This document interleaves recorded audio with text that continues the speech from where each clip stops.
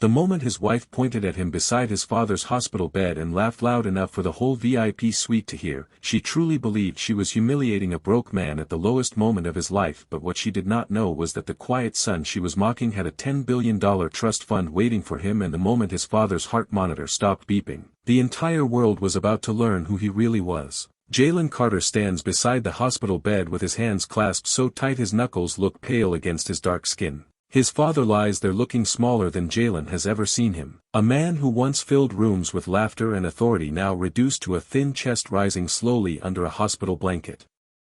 A clear oxygen tube rests beneath his nose. His eyes are half open but unfocused, like he is already standing with one foot in another world. Jalen leans closer and whispers, "Daddy, I'm here, I'm right here." And even though the old man does not speak, his lips move slightly like he is trying to respond. Jalen's throat burns. He has not cried like this since he was a kid. Tears slide down his cheeks in hot, heavy streaks. He tries to wipe them, but his hands are shaking too much. And then behind him a voice cuts through the sacred silence like a knife dragged across glass. "Lord, look at him crying like a baby." Jalen freezes. He knows that voice too well. His wife Renee. She stands near the foot of the bed with her arms folded and a smile sitting on her lips, like she is watching a comedy show instead of a man dying. Her blazer is sharp, her hair is perfect, and her eyes are cold. Not one tear. Not one sign that she understands what it means to lose someone. Behind her stands her family. Her mother Laverne wearing a pearl necklace like she came to a church fundraiser. Her father Curtis with his hands in his pockets grinning like he is waiting for a punchline. Two of Renee's cousins lean against the wall laughing quietly to themselves. And her older brother Marcus stands right beside them like a bodyguard for their cruelty. Jalen turns his head slowly and looks at them. His eyes are red, his face wet, his lips trembling. He does not speak because he knows if he speaks right now he will either beg them to stop or he will scream so loud security will have to drag him out. Renee takes a step forward and points at him like he is a child being scolded. "You see this right here," she says loud enough for the whole room to hear. "This is why I always say you were never built like a man." Jalen stares at her. His mouth opens but no words come. The only sound is the soft beep of the monitor and the faint hiss of oxygen moving through the tube. Laverne shakes her head with a fake look of pity. "Renee, baby," she says with a sugary voice, "why you even marry a man like this?" Curtis chuckles and says because she thought she could build him up. "But you cannot build a broken man." The cousins laugh again. Jalen's stomach twists. His father's eyes flutter slightly like he is hearing all of it. And that is what breaks Jalen the most. Not the insult. Not the laughter. But the fact that his father might be hearing his own son being disrespected at the very end. Jalen leans closer to the bed again. "Daddy, please hold on," he whispers. "Please just hold on a little longer." Renee scoffs. Hold on for what she says. So he can keep pretending he got something to inherit. Jalen's head snaps toward her. "What did you just say?" Renee shrugs like it is obvious. "Come on, Jalen," she says with a mocking tone. "Your daddy been living in this same little house for 20 years. Driving that same old truck. Wearing the same 2 suits to every event. And you over here acting like he's some king leaving behind a throne." Marcus laughs loud this time and claps his hands once like he is applauding. "She got you there, bro." Jalen stands up slowly. His body is tense like a wire pulled too tight. He takes one step toward Renee and she lifts her chin. "You want to hit me," she says. "Go ahead. Show them who you really are." The words hit Jalen like poison. Because he knows exactly what she is doing. She is trying to push him. Trying to make him react. Trying to create a scene. So later she can tell everyone her husband was violent. So she can play the victim like she always does. Jalen exhales slowly. He looks at her. Then he looks at her family. And he realizes something in that moment that he has never fully accepted before. These people do not love him. They never did. They tolerated him. They used him. They laughed at him behind his back. And Renee. Renee did not marry him because she believed in him. She married him because she thought he was easy to control. Because she thought he was a soft man who would accept disrespect and still come home apologizing. And for years. That is exactly what he has done. Jalen turns away from them and goes back to his father's bedside. He takes his father's hand. The old man's skin is dry and warm. Jalen squeezes it gently. "Daddy, I'm sorry," he whispers. "I'm sorry you gotta hear this." His father's lips move again. This time the sound is faint, but it is there. A breathy whisper. "Jay." Jalen leans closer. "Yes, Daddy." The old man's eyes open just a little more. His gaze locks on Jalen for a second. And in that second Jalen sees something in his father's eyes. A message. A warning. A regret. A love so deep it makes Jalen's chest ache. Then the old man's eyes drift away again. The monitor beeps a little faster. A nurse walks in, quickly followed by a doctor. The doctor glances at the screen, then at Jalen. He speaks in a calm voice, but there is urgency beneath it. "Mr. Carter, we need to step outside for a moment." Jalen stands up fast. "No, please, I want to stay with him." The doctor nods but still gestures toward the door. "Just for a moment, sir." Jalen hesitates. Then he follows. Renee and her family immediately straighten like they have been waiting for this. They follow too, like vultures sensing a final meal. Outside the room, the hallway smells like disinfectant and quiet grief. The doctor closes the door behind them. His face is serious. "Your father is declining," he says. "We are doing everything we can, but you need to prepare yourself." Jalen swallows hard. His eyes fill again. "How much time?" The doctor exhales. "It could be minutes. It could be an hour. But it is close." Jalen's knees feel weak. He leans against the wall. The world tilts. And behind him Renee lets out a dramatic sigh like she is the one suffering. "So that's it," she says. "He's done." Jalen turns his head slowly. Renee is smiling again. Not sad. Not scared. Just satisfied. Like the end of Jalen's father is some kind of victory for her. Curtis rubs his hands together. "Well, I guess we can stop wasting time here." Marcus looks at Jalen and smirks. "So what happens now? You gonna finally admit you broke?" Jalen stares at them. His mouth opens, but the doctor steps in again. "Sir, I suggest you go back inside and be with him." Jalen nods quickly. Yes, I'm going back." He starts toward the door, but Renee steps in front of him. "Wait," she says. "Before you go in there. Let's be clear about something." Jalen stops. Renee's voice drops low but sharp. "If your daddy dies and there is anything left. Anything at all. You're not gonna go making decisions without me." Jalen blinks. "What?" Renee tilts her head. "I'm your wife," she says. "Whatever he leaves is ours. And I don't care if it's a little insurance money. A little house. A little old truck. It belongs to me too." Jalen's hands curl into fists. "Renee, you really doing this right now?" Laverne steps forward and points at Jalen. "Don't you dare talk to my daughter like that. She stood by you when you had nothing." Jalen laughs bitterly. "Nothing." He repeats the word like it tastes rotten. And Marcus leans in closer. "You know what, Jalen," he says. "The truth is we always knew you was a charity case. Renee just liked the idea of saving you. But after all these years you still the same. Still broke. Still dreaming. Still acting like you got some big future coming. And now your daddy dying too. So what you got left?" Jalen's heart pounds. He wants to shout. He wants to swing. He wants to grab Marcus by the collar and slam him into the wall. But he remembers the doctor standing there.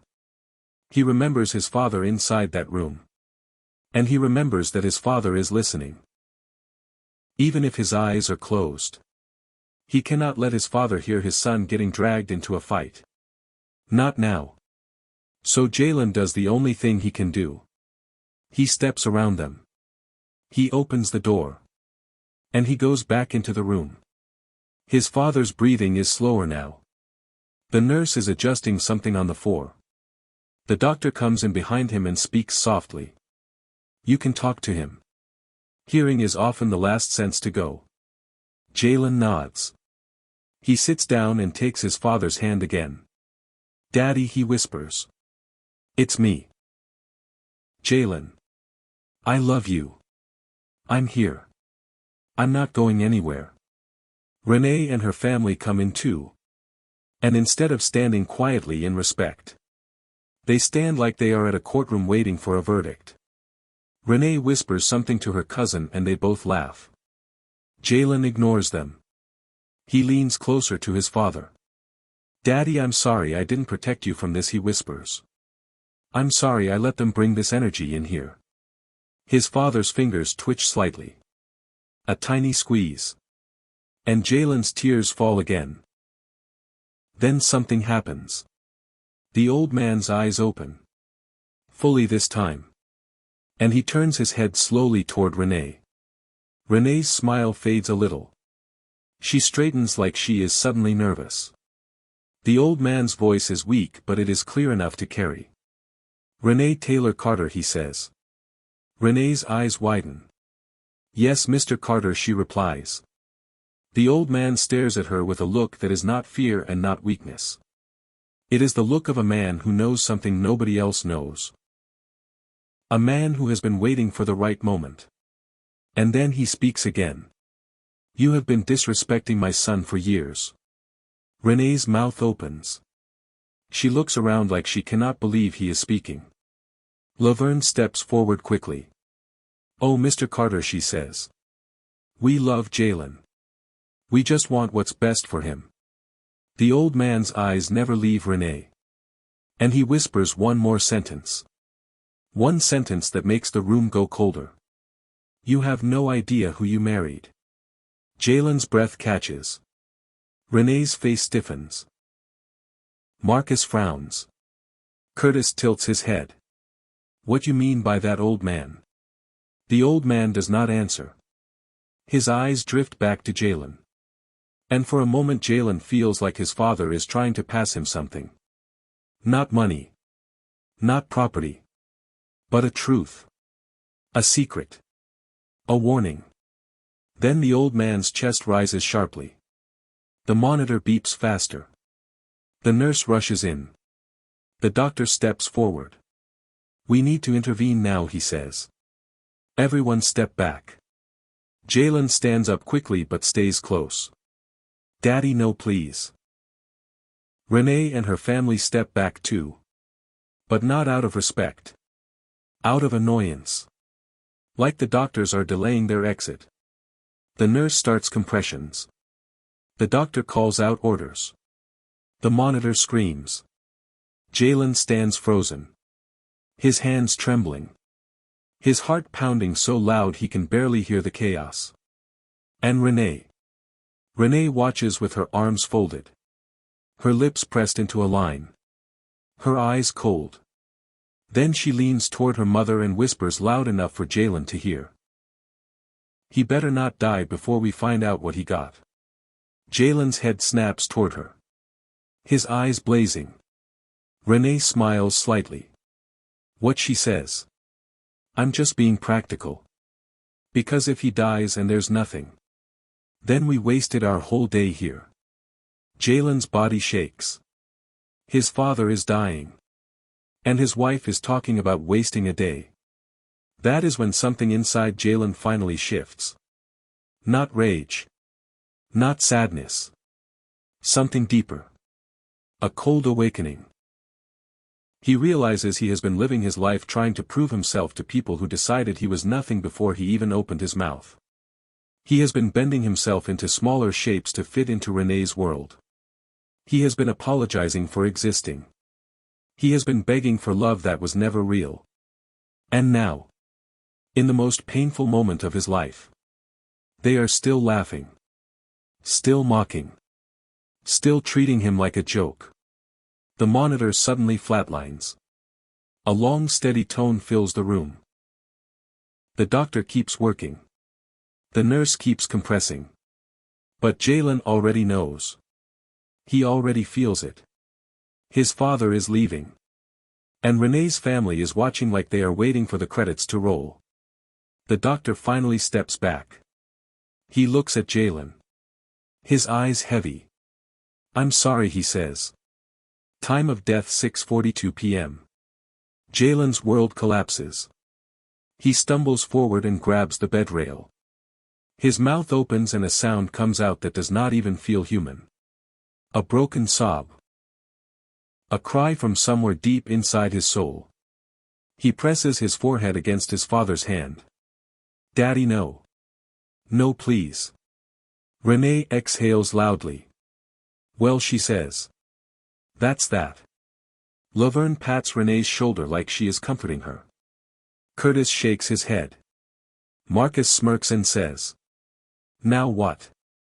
Jalen lifts his head slowly. His eyes are red. His face wet. His lips trembling. He looks at them. And for the first time in years, he does not look like a man begging to be accepted. He looks like a man who has reached the end of patience. Renee takes a step forward and points at him again. "Don't start acting tough now," she says. "Your daddy dead. You still broke. And you still my husband. So you better remember your place." Jalen stares at her. Then he looks at his father's still face. And he whispers softly, "My place." He repeats it like he is tasting the words. Then he stands up straight. And in that moment something happens in the room. Something nobody can explain. The air feels different. Like the walls themselves are listening. Like the hospital lights have dimmed. Like the world has paused for what comes next. Because Jalen's father did not just die. He left behind a sentence. A sentence that is now burning in Jalen's mind. You have no idea who you married. And Jalen does not know it yet. Not fully.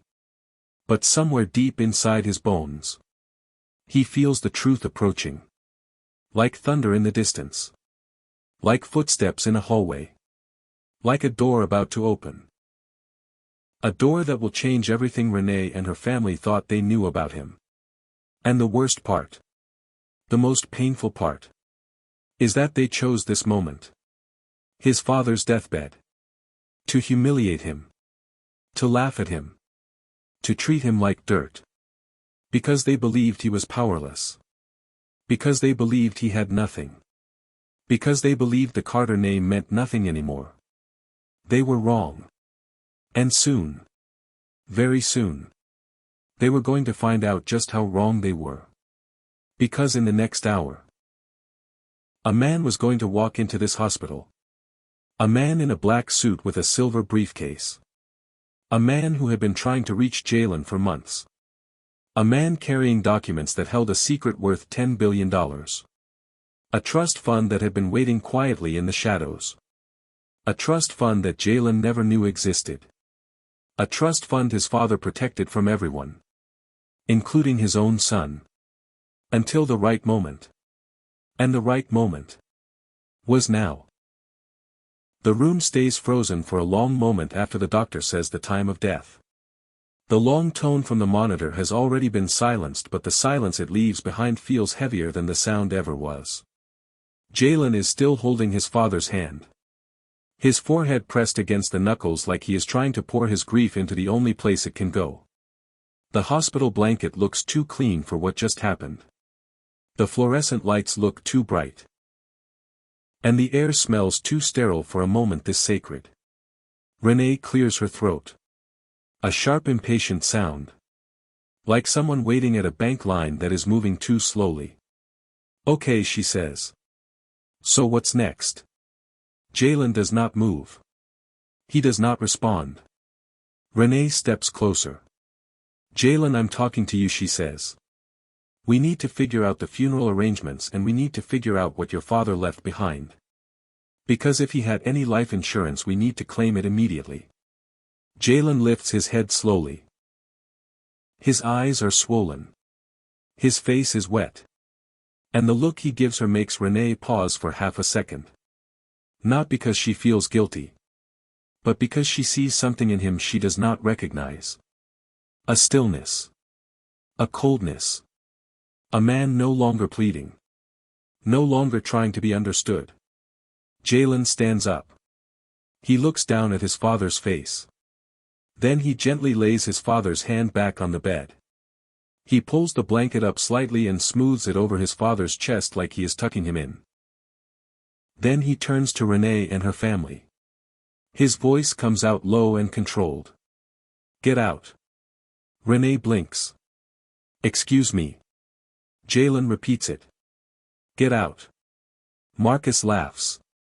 Oh, look at him trying to be a man now. Curtis smirks and steps forward. Boy, you don't tell us what to do. This is family. Jalen's eyes lock on Curtis. My father just died, he says. This room is not a stage for you people. Get out. Laverne raises her eyebrows like she is offended. How dare you talk to us like that, she says. We are your wife's family. We came here to support you. Jalen's lips curl into something that almost looks like a smile, but there is no warmth in it. Support me, he says. You spent the last hour laughing at me while my father was dying. Renee waves her hand dismissively. Oh, stop being dramatic, she says. You always want to make everything a big emotional movie. Jalen takes a step toward her. And Renee's smile tightens. You don't want to do this right now, she says. Jalen's voice remains calm. No, Renee. You don't want to do this right now. Because I am not the man you've been playing with anymore. Renee's eyes flash. Oh, really? And who you supposed to be now? Jalen stares at her. Then he looks at her family.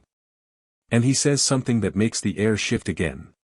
You all need to leave before I call security. Marcus bursts out laughing. Security for what? For your feelings. Curtis shakes his head. Boy, you don't even have money for a lawyer. You think you can call security? Renee smirks. You see, she says, looking at her family. This is why I can't stand him. Always acting like he got power when he don't even have a savings account. Jalen's jaw tightens. He reaches into his pocket and pulls out his phone. He dials. The nurse at the station answers. Jalen speaks quietly but clearly. Yes, I need security in room 412 immediately. Thank you. Renee's face shifts. Her smile drops. Laverne's eyes widen. Marcus stops laughing. Curtis's grin fades. Because suddenly it is not funny anymore. Jalen puts his phone back in his pocket. He looks at them like they are strangers. And for the first time Renee's family feels something they have not felt around him in years. Uncertainty. Renee scoffs and tries to regain control. You really calling security on your own wife, she says. Jalen nods. Yes. Because my wife is acting like an enemy. Renee's mouth opens. But no words come. The door opens and two security officers step in. They look calm but firm. One of them speaks. Sir, what seems to be the issue? Jalen points toward Renee and her family. They need to leave. The officers glance at Renee. Ma'am, please step outside. Renee laughs sharply. This is ridiculous. Marcus steps forward like he wants to argue. But the officer lifts a hand. Sir, please step outside. Curtis mutters under his breath. This fool. Laverne looks at Renee. Renee, baby, we leaving, but you know this ain't over. Renee stares at Jalen with hatred in her eyes. "This ain't over," she whispers. Jalen's face stays blank. "It's over already," he says. Renee's eyes narrow. Then she turns and walks out with her family. The security officers follow them. And the door closes. For the first time since they arrived. The room becomes quiet in the way it was supposed to be. A quiet meant for grief. For love. For farewell. Jalen sits down again. His chest rises and falls slowly. He looks at his father's face. "Daddy," he whispers. "I'm sorry. I should have protected you from them sooner."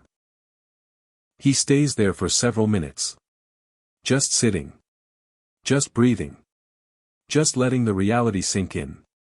Then there is a knock at the door. Jalen does not respond at first. The knock comes again. Soft but persistent. Jalen lifts his head. "Come in." The door opens. A man steps inside. He is tall. Maybe late 50s. Clean-shaved. Dark skin. Wearing a black suit that looks expensive without being flashy. He carries a silver briefcase in one hand. And a thick folder in the other. Behind him stands a woman with a tablet and a quiet professional expression. The man's eyes move to the bed. Then to Jalen. His face softens slightly. "Mr. Carter." Jalen stands slowly. "Yes." The man steps forward. "My name is Charles Whitmore," he says. "I'm an attorney." Jalen blinks. "An attorney?" Charles nods. "I'm sorry for your loss." Jalen swallows. "Thank you." Charles looks around the room. Then he speaks carefully. "I was hoping to speak with you privately." Jalen glances at the woman behind Charles. Then back at Charles. "This is private," he says. "My wife and her family just left." Charles nods slowly. "Good." Then he takes a step closer. "Mr. Carter, I've been trying to reach you for months." Jalen frowns. "Reach me? How?" Charles pulls out a card and holds it out. Jalen takes it. "Whitmore and Associates. Trust and Estate Law." Jalen's throat tightens. "What is this about?" Charles glances toward the bed again. Then back to Jalen. "Your father retained my services for many years." Jalen's eyes narrow. "My father had a lawyer." Charles nods. "Yes." Jalen's mind starts racing. His father lived simply. He never talked about lawyers. Never talked about estates. Never talked about anything beyond church and family and keeping your name clean. Jalen looks down at his father again. Then he whispers. "Daddy, what did you do?" Charles clears his throat gently. "Mr. Carter. Your father asked me to deliver something to you the moment he passed." Jalen's chest tightens. "Deliver what?" Charles lifts the silver briefcase slightly. "This." Jalen stares at it. The briefcase looks heavy. Like it holds something more than papers. Charles sets it down on the small table near the bed. Then he opens the folder in his other hand. "Mr. Carter, I need you to sit down." Jalen sits slowly. His heart is pounding again. Not from grief this time. From something else. Fear. Confusion. A strange sense of approaching truth. Charles opens the folder and pulls out a document. He slides it across the table toward Jalen. Jalen looks down at it. At the top it reads. The Carter Family Trust. Jalen's breath catches. He looks up. "What is this?" Charles speaks slowly. "This is the trust your father created." Jalen shakes his head. "My father didn't have money for a trust." Charles's expression remains calm. "Your father had more money than you can imagine." Jalen stares at him. "No." Charles nods once. "Yes." Jalen's throat feels dry. He tries to laugh but it comes out broken. Sir, you must have the wrong family. Charles leans forward slightly. Mr. Carter. Your father was not who you thought he was. Jalen's eyes widen. What? Charles pulls out another document. He slides it forward too. This one is a certificate. A stock ownership certificate. Jalen's eyes move over it. His brain struggles to process the words. Then he sees the name. Carter Holdings Incorporated. He sees numbers. Shares. Percentages. A value estimate. His hands start shaking. Charles watches him carefully. Your father's name was listed as the sole trustee until his passing. And you, Jalen, are the sole beneficiary. Jalen's mouth opens. But no sound comes. His eyes fill again, but this time it is not grief. It is shock. It is disbelief. It is the feeling of standing on the edge of a cliff and realizing the ground behind you has disappeared. Charles continues. Your father instructed me to reveal the total value only when you were alone and emotionally prepared. Jalen laughs weakly. Emotionally prepared. I'm not prepared for anything right now. Charles nods. I understand. But time is not a luxury. Because once word spreads, people will come. Family will come. Strangers will come. And your wife. Jalen's face hardens at the mention of her. Charles's voice drops. Your wife will come. Jalen clenches his jaw. Renee doesn't know anything about this. Charles nods. Your father wanted it that way. Jalen's heart pounds. Why? Charles hesitates. Then he speaks carefully. Because your father did not trust her. Jalen's eyes widen again. He looks at his father. Then back at Charles. He didn't trust her. Charles nods slowly. No. And based on what I witnessed in the hallway earlier, he was correct not to. Jalen's chest rises sharply. You saw that. Charles nods. I arrived 10 minutes before your father passed. I was waiting outside. I heard everything. Jalen's face burns with shame. Charles continues. Mr. Carter. Your father created a trust fund valued at $10 billion. Jalen's whole body locks. 10 billion. Charles says it again like he wants the words to land. $10 billion. Jalen's vision blurs. He grips the edge of the table. His mouth opens. He tries to speak. But his voice breaks. That's not possible. Charles reaches into the briefcase and pulls out another folder. Inside are bank statements. Asset evaluations. Property deeds. Investment accounts. Offshore holdings. A list of companies. A list of land. Jalen's eyes move across the pages. And the more he reads, the more his mind collapses.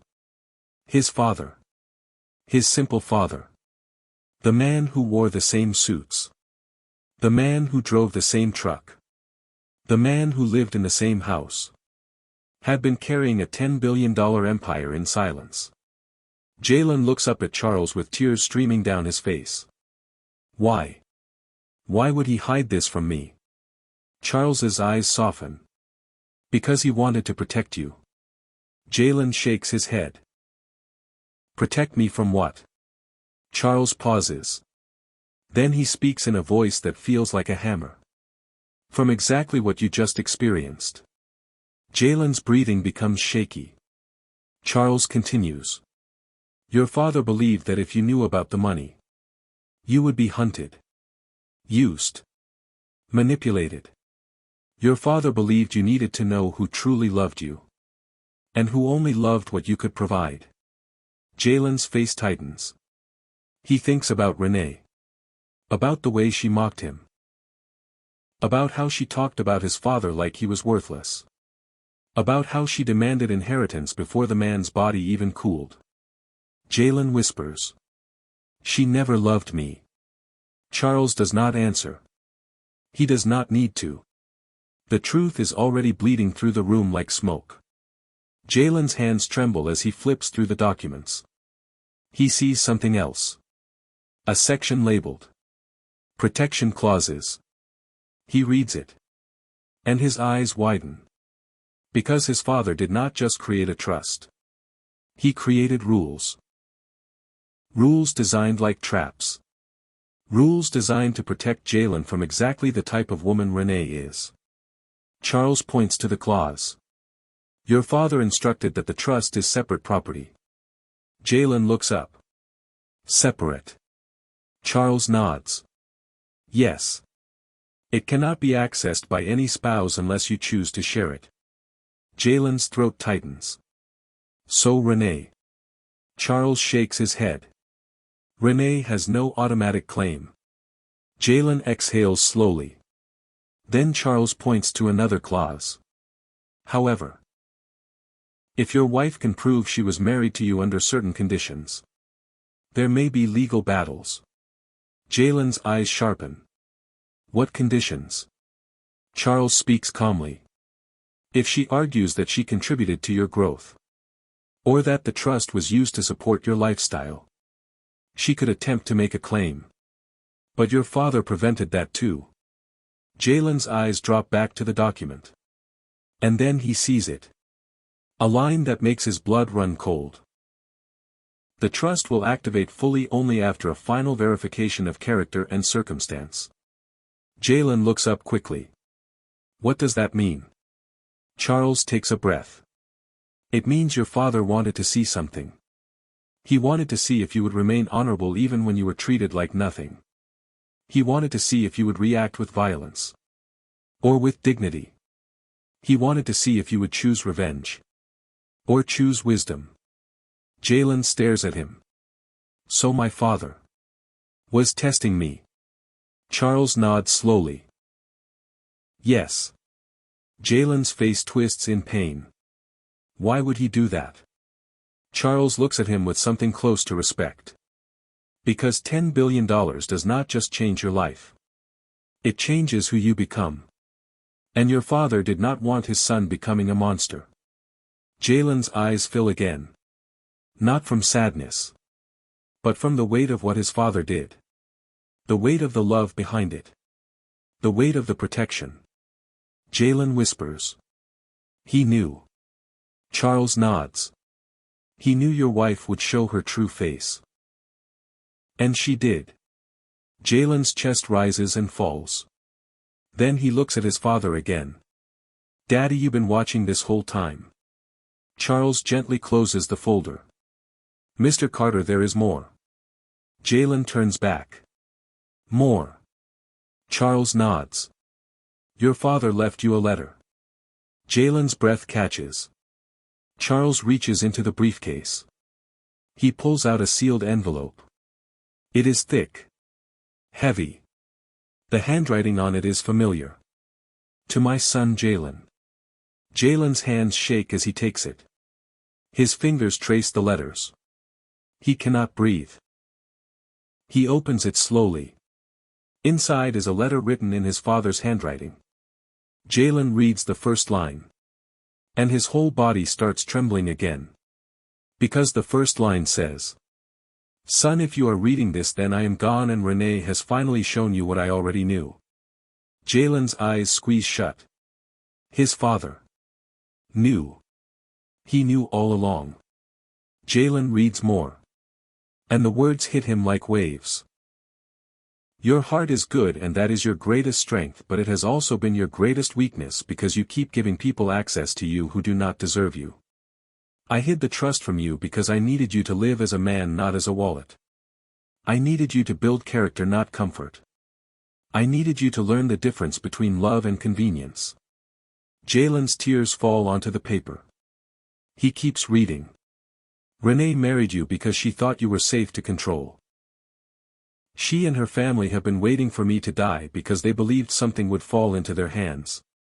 They will come for you now. They will cry now. They will apologize now. They will call you husband now. But they do not love you. Do not let them use my death to steal your future. Jalen's breathing becomes shaky. He looks up at Charles. His voice barely works. She is going to come back. Charles nods. Yes. Jalen continues reading. If you are alone, then you did the right thing and I am proud of you. I want you to know that you are not weak because you cry. You are strong because you still love even when people treat you like dirt. But strength does not mean allowing disrespect. Strength means walking away. Jalen wipes his face. Then he reads the final lines. The trust activates at midnight tonight. Until then the accounts are locked. But I have left you one gift you can access immediately. A single account with $10 million. Enough to bury me properly. Enough to stand up for yourself. Enough to begin. Jalen's eyes widen. 10 million. Immediately. Charles nods as if reading his thoughts. Yes. We can access it as soon as you sign the documents. Jalen sits back. His mind spinning. His father is dead. His wife hates him. His life is about to explode. And somewhere behind the hospital walls, Renee and her family are probably already planning how to take what they think is coming. Jalen whispers. They don't know. Charles shakes his head. No. They think your father left you nothing. Jalen's face hardens. And that is when a new emotion enters him. Not rage. Not revenge. A calm. A dangerous calm. Because he realizes something now. Renee and her family humiliated him at the deathbed. They laughed. They pointed. They called him broke. They treated his father like he was nothing. They treated Jalen like he was nothing. And now, the universe has placed $10 billion in Jalen's hands. And Renee has no idea. The door opens suddenly. A nurse peeks in. Mr. Carter. Jalen looks up. Yes. The nurse speaks softly. Your wife is at the front desk. She says she needs to come back in. Jalen's heart pounds. Charles looks at him. And in that moment Jalen understands. This is the beginning of the war. Because Renee is about to return to the room. And she is about to put on a performance. A fake crying performance. A loving wife performance. A grieving daughter-in-law performance. And she will try to take control again. But this time, Jalen is not the same man. This time, Jalen knows the truth. This time, he knows his father's secret. And more importantly, he knows what his father wanted. He wanted Jalen to see the snakes. Before Jalen stepped into the garden of wealth. Jalen stands up slowly. He looks at his father's body. Then he looks at Charles. He speaks quietly. Let her in. Charles raises an eyebrow. Are you sure? Jalen nods. Yes. Let her in. Because I want to see how far she will go. And as the nurse nods and steps away, Jalen turns his face toward the door. His eyes still wet. But his spine straight. His hands steady. His heart burning. Because Renee is coming back. And she still thinks she is the one in control. She has no idea. That the man she humiliated. The man she mocked. The man she called broke. Is about to become one of the richest men in America. And the next time she points her finger at him, she will be pointing at a man holding $10 billion in silence. A man whose father just handed him power from beyond the grave. And Jalen will let her talk. Let her laugh. Let her act. Because soon, very soon, he is going to show her the truth. And when that truth hits her, it is going to hit her harder than any slap. Harder than any insult. Harder than any humiliation. Because the humiliation is about to reverse. And Renee. Renee is about to learn what it feels like to stand in front of a room full of people. And realize the man she tried to break was never weak.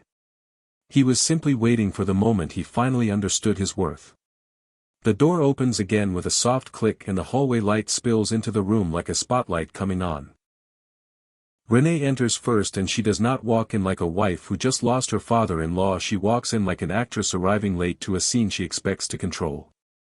Her face is already arranged into grief with glossy eyes and a trembling mouth, and her hand pressed against her chest as if her heart is breaking. Behind her comes Laverne with a tissue already ready in her fingers, and Curtis with a solemn expression that looks borrowed, and Marcus with his jaw tight like he is pretending to be respectful. The cousins follow too, and they are suddenly quiet like they remember there are rules inside hospitals and cameras in hallways and witnesses everywhere. Renee's eyes sweep the room, and the first thing she does is look at the bed and then look away quickly as if the sight of Jalen's father is too painful. Then she turns her attention to Jalen, and her expression shifts into something softer, more helpless, more sweet. "Baby," she says in a shaky voice, "I'm so sorry. I didn't mean anything I said earlier. I was just overwhelmed and scared." Jalen stands beside the bed with his arms relaxed at his sides and his face still wet from tears, but now his eyes are steady like a man watching a storm approach from a safe place. Charles Whitmore remains near the table holding his folder and observing silently, and the assistant stands by the door with her tablet ready like she is taking notes on everything happening. Renee notices the lawyer, and her eyes narrow just slightly before she forces her grief back onto her face. "Who is that?" she asks with a weak little sniff like she is too broken to even be curious.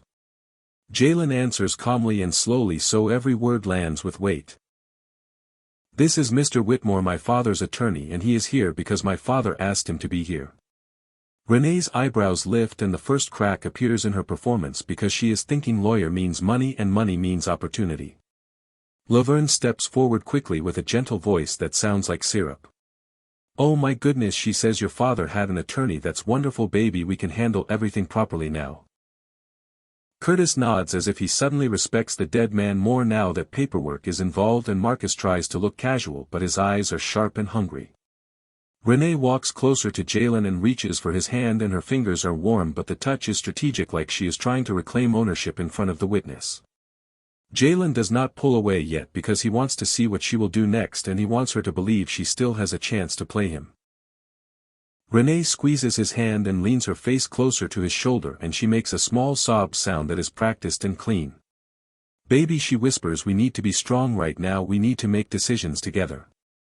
Jalen nods slowly like he agrees, and Renee's eyes brighten for half a second because she thinks she is winning back control. Then Renee turns toward Charles, and her voice becomes more respectful as if she is speaking to power instead of a person. "Mr. Whitmore," she says, "thank you for being here. We appreciate you so much in this hard time." Charles nods politely, but his eyes remain unreadable and he does not smile, and that makes Renee uncomfortable because she cannot manipulate a face that does not respond. Renee continues anyway because she is committed to the act now. "I just want to make sure my husband is protected," she says. "Jalen is emotional and he can be a little fragile, so I will help him handle all the legal stuff." Jalen hears the word fragile and he feels the insult hidden inside it, but he keeps his face calm and keeps his breathing slow because he remembers his father's letter and the line about dignity. Charles finally speaks in a quiet, firm voice that fills the room without needing volume. "Mrs. Carter," he says, "your husband is the client and I will speak with him directly about all matters concerning his father's estate." Renee's smile stiffens and she laughs softly as if she is embarrassed. "Of course," she says, "I just meant we are a team." Marcus steps forward with that same arrogant energy he carried earlier, but now he tries to wrap it in politeness. "So what are we looking at here?" he asks like he is asking about the weather. Charles looks at him for a moment and then answers without giving him anything. "This is a private matter between Mr. Carter and me." Marcus's face tightens and Curtis clears his throat like he is offended. "Now hold on," Curtis says, "we are family too and we are here to support Jalen and Renee." Charles nods once and keeps his voice steady. "Support is welcome, but the legal matters remain private unless Mr. Carter decides otherwise." Renee's eyes flick to Jalen again and she squeezes his hand harder like she is reminding him that she is his wife and she expects access. Jalen looks at Renee's face and sees the hunger behind the sadness and he realizes she is not mourning his father, she is measuring what she can gain from his death. Renee suddenly turns toward the bed and walks closer to the body and she lets out a loud sob that is meant to sound genuine. "Oh Daddy Carter," she cries, "why did you have to leave us like this? You were such a good man." She places her hand on the blanket near the old man's chest and she shakes her head dramatically like she is speaking to heaven. Laverne joins her and starts crying too, and the cousins begin making soft sad noises and Curtis places a hand on Renee's shoulder like he is the strong father supporting his grieving daughter. The performance is almost perfect, and if someone walked in right now they would believe Renee loved that man deeply. But Jalen knows better and Charles knows better because he heard the hallway words, and the nurse knows better because she watched them earlier. Renee turns around suddenly and looks at Jalen with wet eyes. "Baby," she says, "I want to do right by him. We should give him a beautiful funeral, something classy, something big." Curtis nods quickly. "Yes," he says, "show people respect even if he didn't have much." Marcus adds with a smirk that is barely hidden. "We can do a nice funeral, but we gotta be realistic because we know Jalen ain't got deep pockets." Renee shoots Marcus a quick warning look because she does not want him to say broke in front of the lawyer now. Then Renee steps closer to Jalen again and lowers her voice like she is offering comfort. "Baby," she whispers, "we can take out a loan if we have to, and later when the estate stuff comes in we can pay it back." Jalen nods slowly as if he is considering it, and Renee's eyes brighten again because she thinks she is steering him toward debt and dependence. Charles watches Jalen carefully and his face remains calm, but his eyes show a small question as if asking, "Do you want me to intervene?"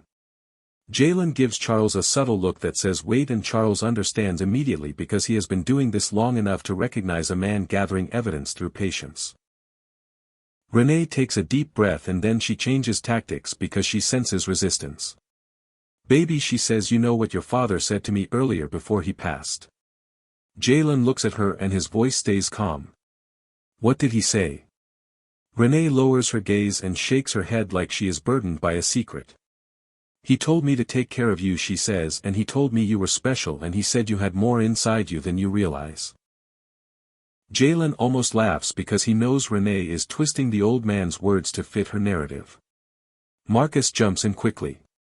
"Yeah, he said you special, all right, he said it like you some kind of hidden treasure." The cousins chuckle softly and then stop when they notice Charles still watching. Renee wipes a fake tear and looks at Charles again. "Mr. Whitmore," she says, "since you are here maybe we should talk about what happens now because I need to make sure my husband does not sign anything without understanding." Charles answers in the same firm, calm tone. "Mrs. Carter, your husband will not sign anything without full explanation, and he will do so alone with me unless he requests otherwise." Renee's jaw tightens for a moment and she forces a smile back onto her face. "Of course," she says, "I just worry because he is emotional." Jalen finally speaks again and his voice is soft but sharp. "Renee, stop calling me emotional like it is a weakness." Renee blinks like she is surprised he challenged her. "Baby," she says, "I'm not saying it like that, I'm saying you care deeply." Jalen nods slowly. "I do care deeply," he says, "and that is why I am going to do everything my father wanted the right way." Renee smiles as if she approves. "Exactly," she says, "and we will do it together." Jalen looks at her. "No," he says, still calm and still controlled. Renee's smile freezes. "What?" Jalen repeats it with the same steady tone. "No, Renee, we will not do it together." The room shifts instantly and the air tightens like someone pulled a rope. Laverne's crying stops mid-breath and Curtis's eyes widen and Marcus's face darkens because they realize the soft, easy Jalen is not standing there anymore. Renee steps closer and lowers her voice into a threat disguised as concern. "Jalen," she whispers, "what are you doing right now?" Jalen looks at her and speaks clearly so everyone hears without him needing to raise his voice. "I am planning my father's funeral and handling my father's affairs, and you are not going to pressure me or manipulate me or speak for me anymore." Renee laughs sharply and shakes her head. "You see," she says to her family, "he always wanna act like I'm the problem when I'm the one holding him down." Jalen nods slowly. Holding me down is exactly what you have been doing. Marcus takes a step forward like he wants to intimidate Jalen again. Man, stop talking crazy, he says. That's your wife. Jalen turns his head to Marcus and his eyes are cold. Back up, he says. This is not your conversation. Curtis steps forward too with a deeper voice. You better watch your tone, boy. Jalen turns to Curtis and speaks slowly. My father is lying dead in this bed and you came in here thinking you could bully me in front of him, and you were wrong. Renee's eyes flash with anger because she cannot stand being called out publicly. Then she shifts again into victim mode instantly because that is her weapon. She lifts her hands and her voice shakes. So you just gonna throw me away after everything I did for you, she says. You just gonna disrespect me like I'm nothing. Jalen looks at her and his voice remains steady. Renee, you disrespected me at my father's deathbed and you disrespected my father while he was still breathing. Renee shakes her head and her tears come again, but they look like they are made on command. I was stressed, she says. I was scared. I didn't mean it. Jalen nods slowly. You meant it, he says, because those words have been inside you for years and today you finally felt safe enough to let them out. Laverne gasps like she is offended. How dare you accuse my daughter like that? Jalen looks at Laverne and answers with calm truth. Because it is true and you know it. The room gets quiet again and then Renee does something desperate because she senses the control slipping away. She reaches into her purse and pulls out a thin folder. Jalen watches her hands. Renee holds the folder out toward him with a trembling smile. Baby, she says, I was actually already working on things earlier before he passed because I wanted to help you. I printed some documents you might need to sign to release his body and handle hospital stuff. Jalen's heart jumps slightly because the moment mirrors the warning from his father's letter and it mirrors every trap Renee has ever used. Charles takes a half step forward. Mrs. Carter, he says, what documents are those? Renee's smile stiffens again. Just standard paperwork, she says, nothing serious. Jalen looks at the folder and then looks at Renee. Open it, he says. Renee blinks. What? Jalen repeats it. Open it right now and show Mr. Whitmore what you want me to sign. Renee's fingers tighten around the folder. Baby, she says, why you acting like I'm trying to trick you? Jalen's voice remains calm but the warning is clear. Because you are. Renee's eyes widen and the room holds its breath again. And in that moment Jalen realizes his father's death was not the end of the story at all. It was the beginning of the truth coming to the surface. Because Renee did not just come back to grieve. She came back to take control. She came back to get signatures. She came back to lock her claws into whatever she thought was coming. And now she is standing in front of a lawyer and a grieving husband and a dead man who warned his son from beyond the grave. And Renee has no idea that the trap she is setting is about to snap back on her. Because Jalen is not signing anything. Not without reading. Not without protection. Not without understanding that every smile Renee gives him today is built on greed. And as Renee hesitates with that folder in her hand, Jalen can feel the turning point approaching like a train you can hear before you see. Because either she opens the folder and exposes her plan. Or she refuses and reveals even more. And either way, the woman who mocked him in the hallway is about to lose the mask she is so proud of wearing. Renee stands there holding the folder like it suddenly weighs 100 pounds and the fake trembling in her hands becomes real trembling because she realizes she has been cornered. The whole room is watching her now and the hospital lights feel harsher because truth has a way of making everything look sharper. Jalen does not move and he does not raise his voice, and that calm is what scares Renee the most because she has always relied on pushing him into emotion. She has always relied on making him react so she can call him weak or unstable. But now he is still and steady and watching her like a man who finally sees her clearly. Charles Whitmore takes another slow step forward and his voice remains polite but it carries authority like a judge reading a sentence. Mrs. Carter, he says, please open the folder and show me what documents you want Mr. Carter to sign. Renee swallows and tries to smile again but her lips are tight and her eyes are darting. It's just hospital stuff, she says, and her voice cracks slightly like she is trying to sound innocent. Marcus shifts his weight and looks at Renee like he is silently telling her not to fold. Curtis clears his throat and tries to intimidate Charles with a deep voice. Sir, he says, she said, it's hospital paperwork, so why you acting like she trying to rob somebody? Charles turns his head slowly toward Curtis and his expression stays calm but his eyes harden like steel. Because I have been doing this for 30 years, he says, and I have never once seen hospital paperwork brought in by a spouse inside a purse like a secret. The cousins exchange looks and Laverne's face tightens because she can feel the room turning against them. Renee takes a breath and tries another tactic because she always has another tactic. She looks at Jalen and her eyes fill with tears again and she lowers her voice into that soft pleading tone she uses when she wants something.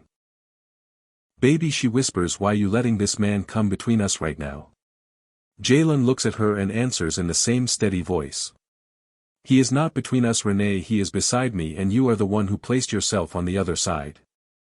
Renee's tears pause for a moment because she did not expect that response and she quickly wipes them like she is embarrassed. Then she laughs softly and shakes her head like she is the one being hurt. You see, she says to her family, he always want to act like I'm some villain. Laverne steps forward and points at Jalen. You better stop this foolishness right now, she says, because Renee has been your wife for 8 years and she done carried you on her back. Jalen's eyes shift to Laverne and he speaks slowly. Carried me how? Laverne opens her mouth then closes it because she cannot name one real thing Renee did that was love and not control. Renee finally exhales and flips the folder open with an angry motion like she is forced to show her cards. She pulls out the first paper and holds it up. This one is the hospital release form, she says, and her voice sounds too loud now because she is nervous. Charles reaches for it and Renee hesitates for half a second before handing it over. Charles reads it quickly and nods. This is legitimate, he says. Renee's face brightens for a second like she just proved her innocence. Then she pulls out the second paper and holds it up too. And this one, she says, is for the funeral home authorization so we can move his body and start arrangements. Charles reaches again and Renee hands it over. Charles reads it and nods again. Also legitimate, he says. Renee looks at Jalen like she just won. See, she says, I'm trying to help you. Jalen nods slowly.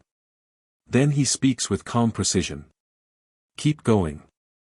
Renee's smile fades slightly. What? Jalen repeats it. Keep going, Renee, show the rest. Renee's fingers tighten on the folder. Marcus steps forward and speaks in a warning tone. Man, you doing too much now, she already showed you the papers. Jalen turns his head toward Marcus and answers calmly. Back up again.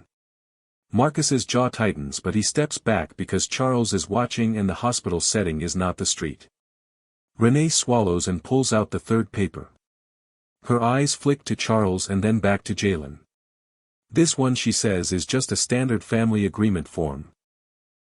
Jalen's eyes narrow. A family agreement form. Charles's hand reaches out and Renee hesitates again before she hands it over. Charles reads it and his expression changes immediately. The calm mask cracks just enough to show disgust. Renee's heart seems to stop for a moment. Because Charles looks up slowly and his voice becomes colder. Mrs. Carter, he says, why is there a clause here stating that Mr. Carter agrees to share all future inheritance assets with his spouse under community property? Renee's face goes pale for half a second. Then she laughs too quickly and too loudly. Oh, that, she says, that's just standard, it's nothing serious, it's just for protection so the family stays together. Charles shakes his head. No, he says, this is not standard and it is not necessary for hospital release or funeral arrangements. Renee's eyes widen. Jalen's voice stays calm. So you tried to slip that in. Renee's voice rises. No, I didn't try to slip anything in, I just wanted us to be protected. Jalen stares at her. Protected from what? Renee opens her mouth and closes it. Her eyes flick toward her mother and her brother. And Jalen sees it clearly now. She thought his father had money. She thought there was an inheritance. She thought if she could get Jalen to sign something while he was grieving she could lock herself into the money legally. Renee's face tightens and she shifts into anger because she knows her mask is slipping. So what if I did? She snaps. I'm your wife. I deserve security too. Jalen's eyes remain steady. You deserve nothing you did not earn. Renee's mouth opens in shock. How dare you say that? Laverne jumps in instantly. You ungrateful boy, she shouts. My daughter gave you a home and a name and a life. Jalen turns to Laverne and speaks clearly. I gave myself a life. And the only thing your daughter gave me was disrespect and control. Curtis steps forward with anger in his face. You better watch your mouth, boy. Jalen turns to Curtis and his voice drops lower. I have been watching my mouth for 8 years. Today I'm done. Marcus steps forward again and now his voice is sharper and more threatening. Man, you really want to do this right now with your daddy dead in the bed? Jalen's eyes flash. Do not use my father's death to threaten me. Charles steps forward and speaks firmly. Sir, if you cannot remain respectful, I will ask security to remove you again. Marcus stares at Charles and then steps back with a muttered curse. Renee's breathing is heavy now and she looks at Jalen like she hates him. Then she tries one last desperate tactic because she is losing the room. She turns toward the bed again and suddenly drops to her knees beside it. She presses her forehead against the blanket and begins sobbing loudly. Daddy Carter, she cries, please forgive me, please forgive us. The performance is dramatic and messy now because she is panicking. The cousins look uncomfortable and Curtis glances around like he is realizing this is going wrong. Jalen watches Renee crying at the bed and he feels something strange inside him. Not pity. Not love. A deep exhaustion. Like he has been carrying this marriage on his back and now he finally set it down. Charles closes the document folder and speaks calmly. Mrs. Carter, he says, you will not be presenting any documents to Mr. Carter again without my review. Renee lifts her head and her eyes are wet and furious. You can't do that, she says. I'm his wife. Charles answers without blinking. I can and I will. Because your actions today indicate a conflict of interest. Renee stands up quickly. Conflict of interest, she repeats.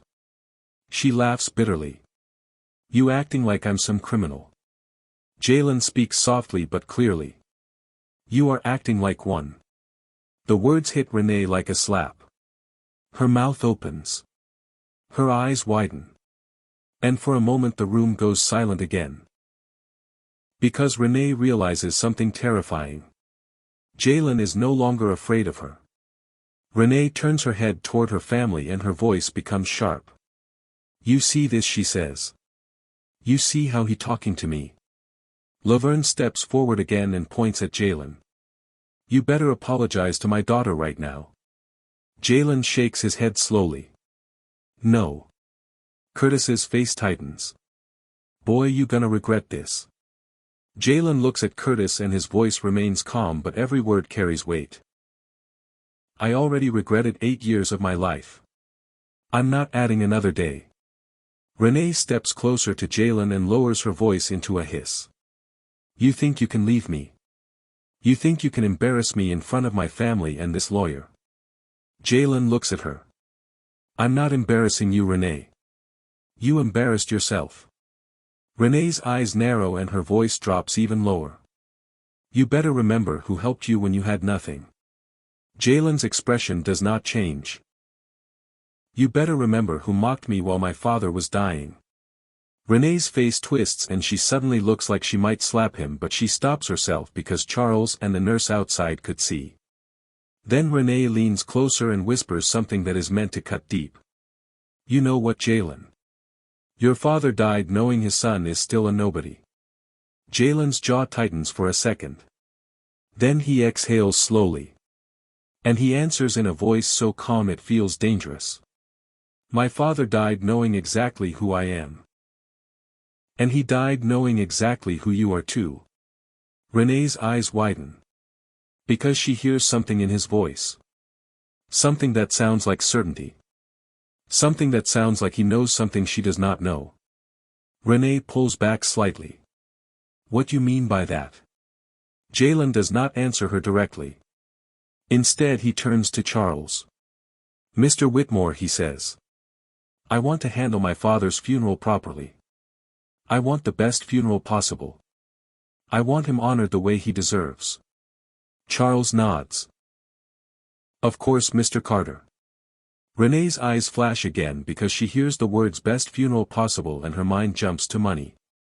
She steps forward quickly. Yes, she says, we want the best funeral possible and we will do it together as a family. Jalen turns toward her and speaks slowly. No, Renee. I will do it. Renee's face twists in anger. With what money, she snaps. Jalen stares at her. And he does not answer.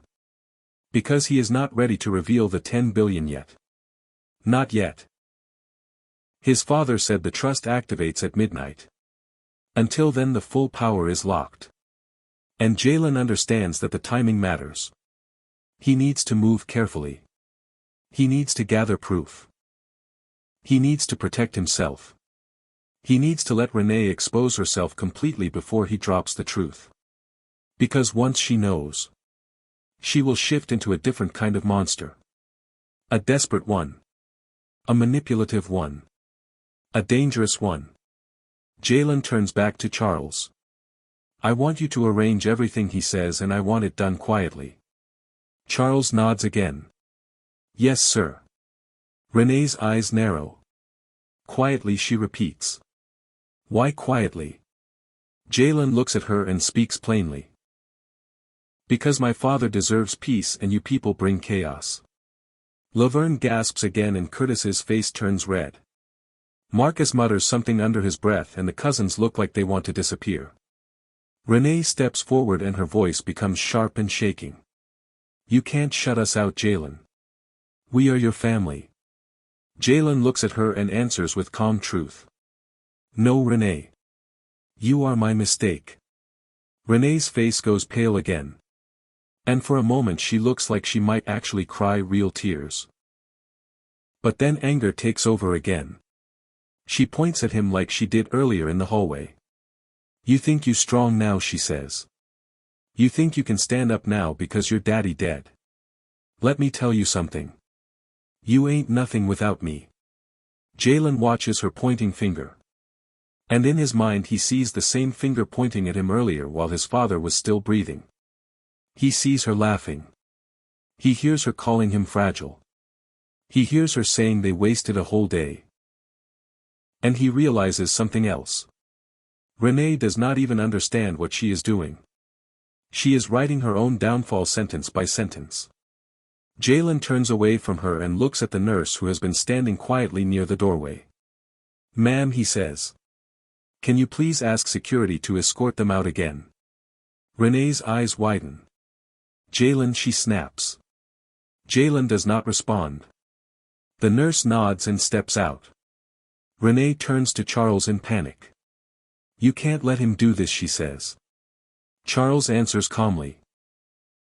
Mrs. Carter, he is the son of the deceased and he has the right to decide who remains in the room.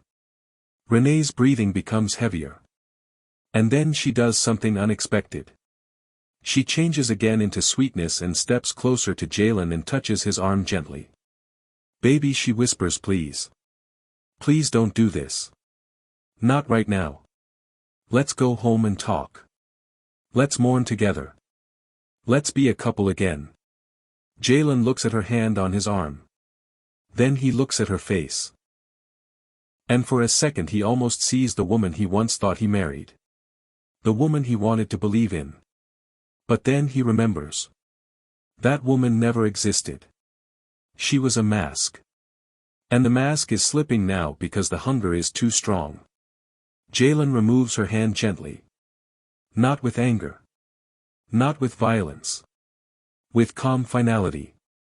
No, Renee, he says. We are not going home together. Renee's eyes widen in fear. Because she realizes she is losing control completely. The door opens again and security steps in. The same two officers. They speak politely but firmly. "Ma'am, you need to step outside." Renee's face twists. She looks at Jalen like she wants to burn him alive with her eyes. Then she points again and her voice shakes with fury. "This isn't over," she says. "You hear me? This isn't over." Jalen watches her. And he speaks in a quiet voice that only she can truly feel. "It's over." Renee freezes for a second. Then she turns and storms out with her family following behind her. Laverne mutters curses. Curtis shakes his head. Marcus glares at Jalen like he wants revenge. And the cousins hurry out like they are ashamed to be seen. The door closes again. The room becomes quiet again. Jalen exhales slowly. Charles steps closer and speaks softly. "Mr. Carter, are you all right?" Jalen nods. "Not really," he says. "But I will be." Charles nods too. Then he opens his folder again and speaks in a careful tone. "Mr. Carter, we need to move quickly. Because your wife will not stop. She will call lawyers. She will call family. She will spread rumors. She will try to pressure you. And once she senses there is money involved, she will become more aggressive." Jalen's eyes narrow. "She already senses it." Charles nods. "Yes. She senses something. But she does not know the truth yet." Jalen looks at his father's face again. Then he whispers softly. "Daddy, I promise you. I will not let them steal what you built." And as Jalen stands there in the quiet room with his father's body beside him and the $10 billion secret burning inside his chest, he knows the next step is not revenge. The next step is strategy. Because Renee is going to come at him with everything she has. And Jalen is going to let her. Because every move she makes from this point forward will be recorded. Every lie will be documented. Every manipulation will be exposed. And when midnight comes, and the trust activates, Jalen will not just become rich. He will become untouchable. And Renee, the woman who mocked him at his father's deathbed, will finally understand what it means to lose everything in a single moment. Jalen stays in the room for a long time after security escorts Renee and her family away again, and the quiet that returns feels like the first real breath he has taken all day.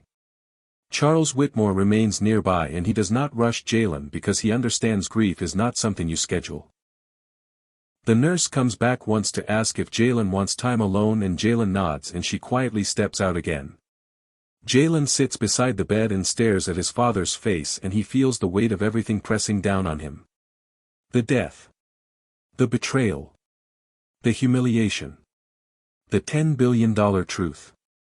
The fact that his father loved him enough to build an empire and hide it until his son was ready. Jalen whispers to his father softly so his voice can keep moving because silence makes the pain louder. "Daddy, I'm sorry I didn't see it sooner, and I'm sorry you had to watch them disrespect you, and I'm sorry you had to die hearing your son being mocked." His father of course does not answer. But Jalen still feels something like a response. Like his father's spirit is still in the room watching him and waiting for him to stand up the right way. Charles finally speaks in a low respectful tone. "Mr. Carter, I know this is painful, but there are a few urgent steps we need to take tonight." Jalen nods slowly.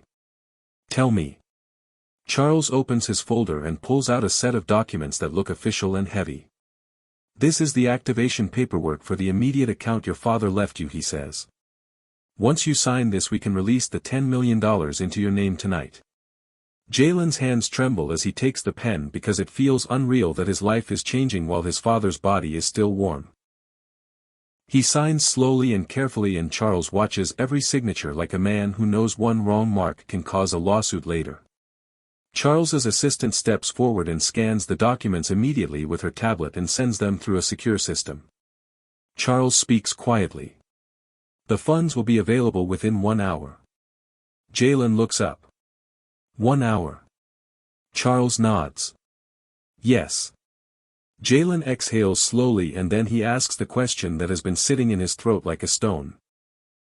Why did my father live like he had nothing? Charles pauses and his voice softens. Because he wanted to see who would still respect him without money. Jalen's eyes fill again. And they didn't. Charles nods. No. Jalen's jaw tightens. They mocked him. Charles nods again. Yes. Jalen sits back and stares at his father's face and he feels anger rising, but he pushes it down because he knows anger can make you reckless. And reckless is exactly what Renee is hoping for. Charles continues. Your father also instructed something else, Mr. Carter. Jalen looks up. What? Charles reaches into the silver briefcase and pulls out a small sealed envelope with a different label. It reads. Funeral instructions. Jalen's throat tightens. Charles places it on the table gently. He wanted you to open this after the first account was activated, he says. Jalen takes the envelope and opens it slowly, and inside is a letter written in his father's handwriting again. Jalen reads it silently at first, then his lips begin moving because the words are heavy and they feel like a final conversation. Son, I do not want a cheap funeral, and I do not want a flashy funeral either. I want a funeral that tells the truth about who I was and who you are. I want the city to know that the Carter name is not dead and the Carter blood is not weak. But I also want you to remain humble because the money is a tool, not a crown. I want you to bury me with dignity, and then I want you to walk away from Renee with dignity too. Do not fight her with fists, fight her with wisdom. Do not scream at her, let her scream. Do not chase her, let her chase. Because the more she chases, the more she exposes herself. Jalen's throat tightens. He reads the final lines and his heart starts pounding again. And son, one more thing. When you plan my funeral, do not allow Renee and her family to control the guest list. Do not allow them to speak. Do not allow them to perform. Because they will use my death as a stage. And I refuse to be used by them even in my grave. Jalen looks up at Charles. He didn't want them speaking. Charles nods. No. Jalen exhales slowly. Then that's what we'll do. Charles nods again. Good. Jalen stands up and looks at his father, and he speaks softly like a vow. Daddy, I will bury you the way you deserve. Charles checks his watch and then speaks. Mr. Carter, we should contact the funeral home now and reserve the arrangements because once word spreads there will be chaos. Jalen nods. Do it. Charles steps aside and begins making calls, and his assistant begins typing quickly on her tablet. Jalen remains near the bed and stares at his father's face, and he feels the weight of the night ahead. Because he knows Renee will not stop. She will go home and call every cousin and every friend and every church member, and she will craft a story that makes her look like a grieving wife and Jalen look like a cruel man. She will paint herself as the victim. She will say Jalen lost his mind from grief. She will say the lawyer is manipulating him. She will say Jalen is hiding something. And she will be right about one thing. He is hiding something. $10 billion. Charles finishes his call and steps back.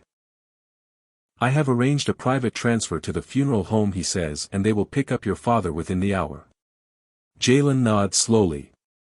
Thank you. Charles looks at him. Mr. Carter, there is another issue. Jalen turns. What issue? Charles speaks carefully. Your father's death certificate and estate documents will eventually become part of public record, and when they do, certain parties will notice the trust. Jalen's eyes narrow. Parties. Charles nods. Banks. Financial institutions. Old business partners. And possibly media. Jalen exhales slowly. So it's going to come out. Charles nods. Yes. But we can control the timing. Jalen's jaw tightens. How? Charles answers. By moving quickly tonight to secure your residence and by preparing legal protection before Renee files anything. Jalen looks at him. Renee can file something. Charles nods. She can file for divorce and she can request temporary orders and she can attempt to freeze assets if she believes you have money. Jalen's eyes sharpen. Even if she doesn't know. Charles nods. Even if she only suspects.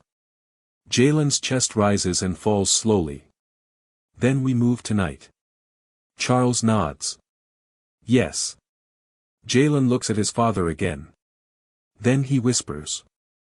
I'm not leaving him. Charles's expression softens. We will not leave him alone, Mr. Carter.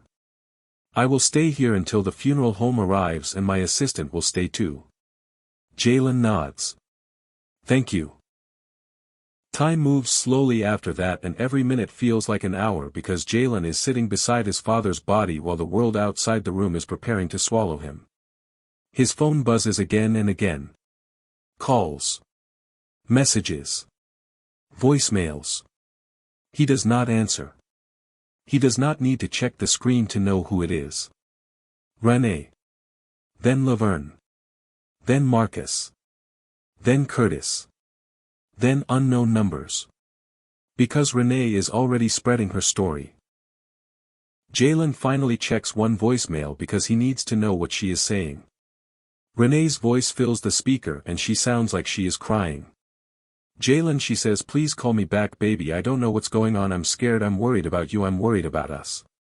Your father would not want us fighting right now. Please come home and let's talk. Jalen's jaw tightens because the manipulation is so obvious now. She is using his father's name like a weapon. Jalen deletes the voicemail. Charles watches him. She is performing, he says quietly. Jalen nods. I know. Another hour passes and finally the funeral home team arrives quietly with a stretcher and soft respectful voices. They treat Jalen's father with care and they speak to Jalen gently and they allow him one final moment. Jalen leans down and kisses his father's forehead and his lips tremble. I love you, Daddy, he whispers, and I promise I will be okay. Then they wheel his father out and the bed becomes empty and the room feels like it has lost its soul. Jalen stands there staring at the empty space and he feels like the ground is missing beneath him. Charles steps beside him. Mr. Carter, the funds should be available now. Jalen turns slowly. Charles hands him his phone and shows him the confirmation. $10 million. Available balance. Jalen stares at the screen. His hands shake. He has never seen a number like that in his life. And yet, it does not make him feel happy. It makes him feel heavy. Because he knows money cannot bring his father back. But it can do something else. It can protect his father's legacy. It can protect Jalen's future. It can stop Renee from destroying him. Charles speaks softly. Mr. Carter, we need to leave now. Jalen nods. Okay. They walk out of the hospital together and the hallway feels different now. Not because Jalen is rich. But because Jalen is awake. They reach the lobby and there Renee is waiting exactly like Charles predicted. She is standing near the front desk with her arms crossed and her face arranged into sadness again.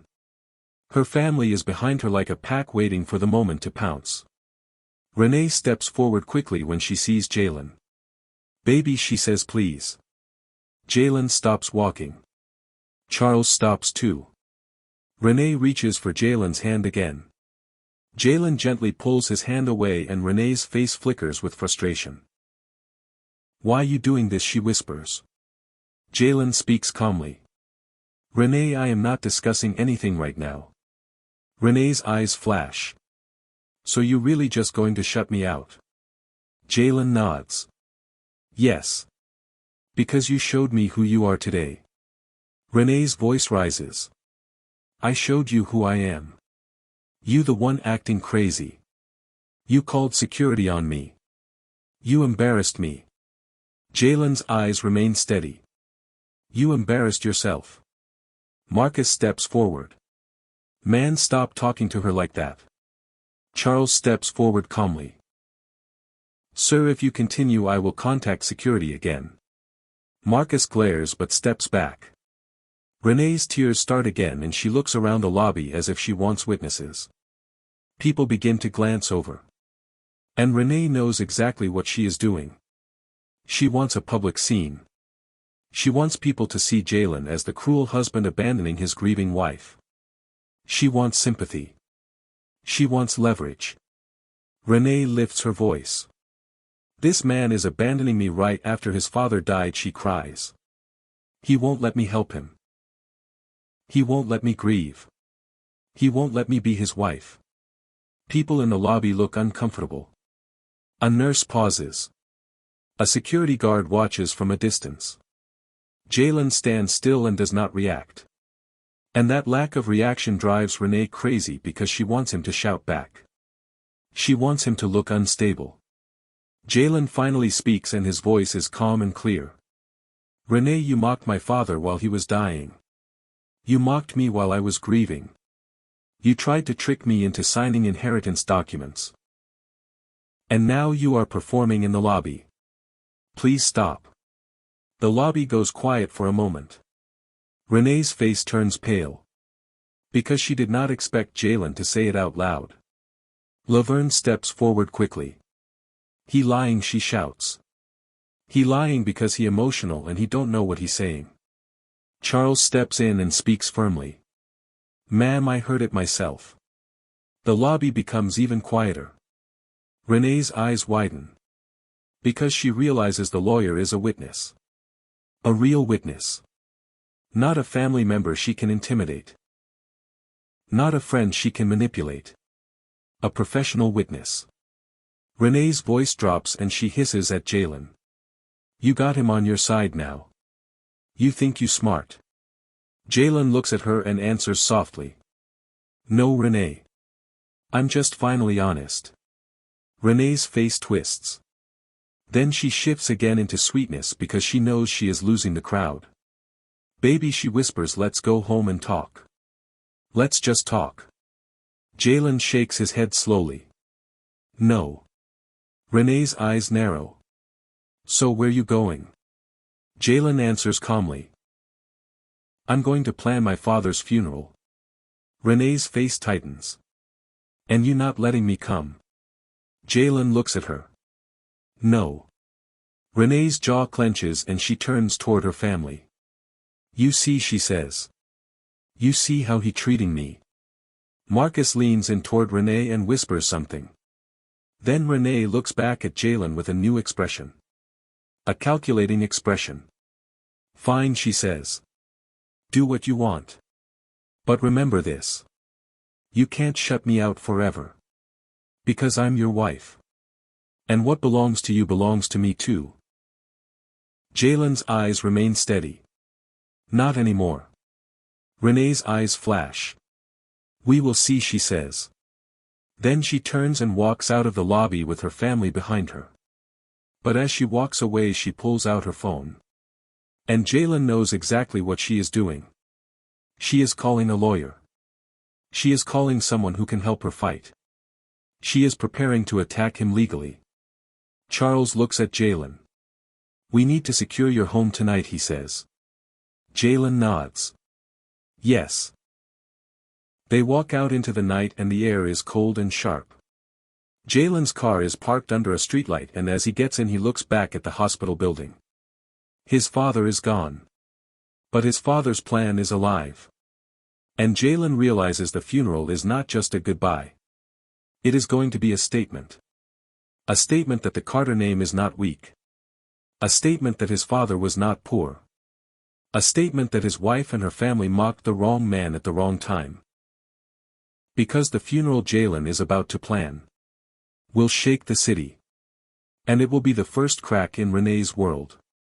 The first moment she realizes that she may have been humiliating a man who was never meant to be humiliated at all.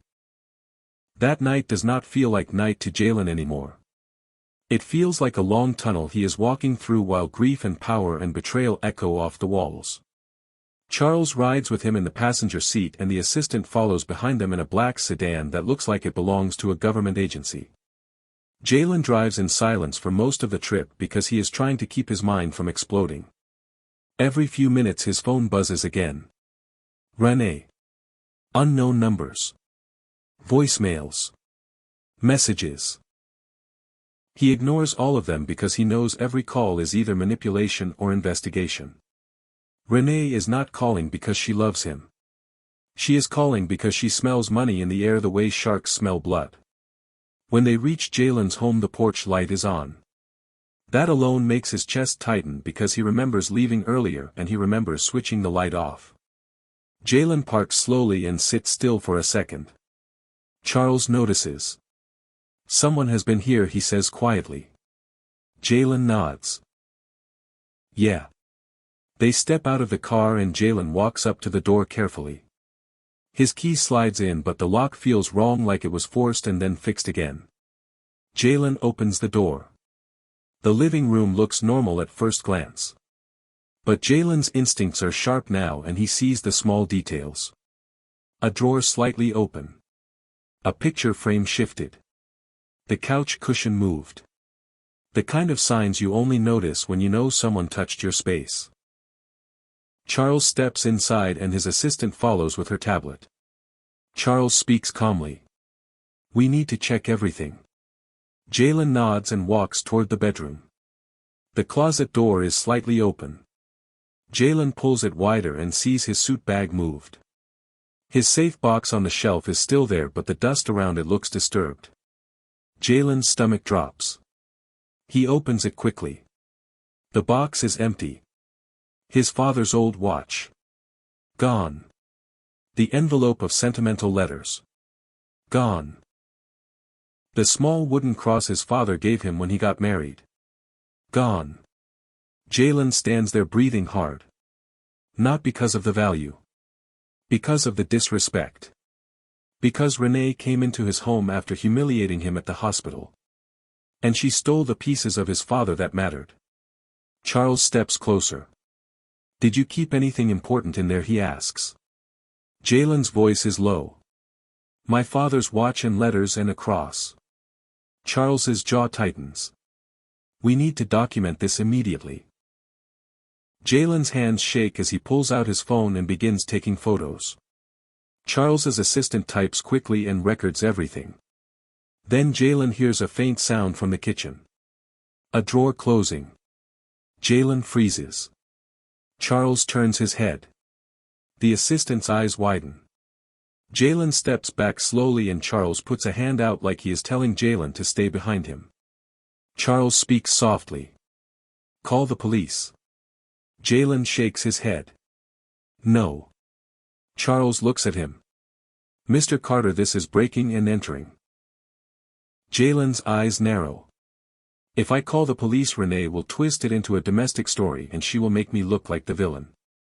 Charles pauses. Then he nods slowly because he understands how people like Renee operate. Charles gestures toward his assistant. Call private security now, he says. The assistant nods and steps outside quickly. Jalen and Charles walk toward the kitchen together. Jalen's heart pounds. The kitchen light is on. And there she is. Renee. Standing by the counter with her purse open. She freezes when she sees them. For a moment her face looks guilty.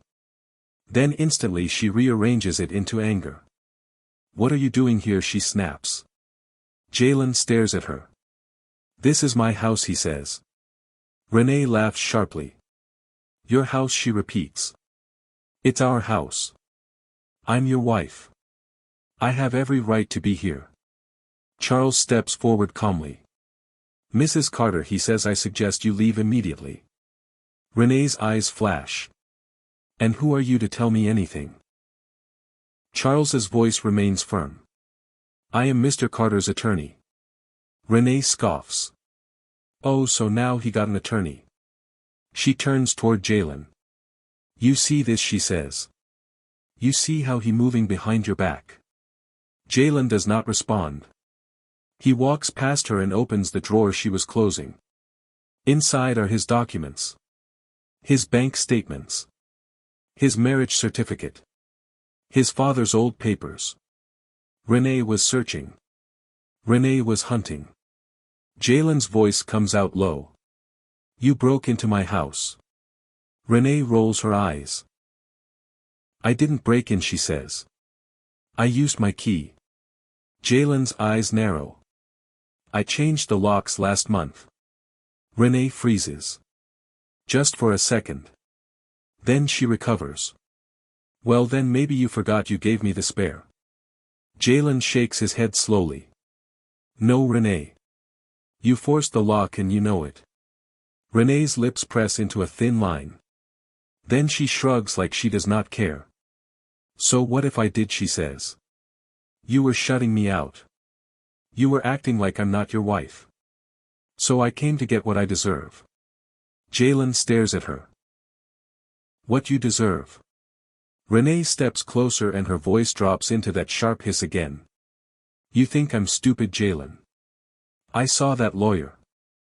I saw the way he looked at you. I know your daddy left something. I know there is money. And you're not about to hide it from me. Jalen's heart pounds. She suspects. She does not know 10 billion. But she suspects something big. Charles steps forward again. Mrs. Carter, you need to leave now.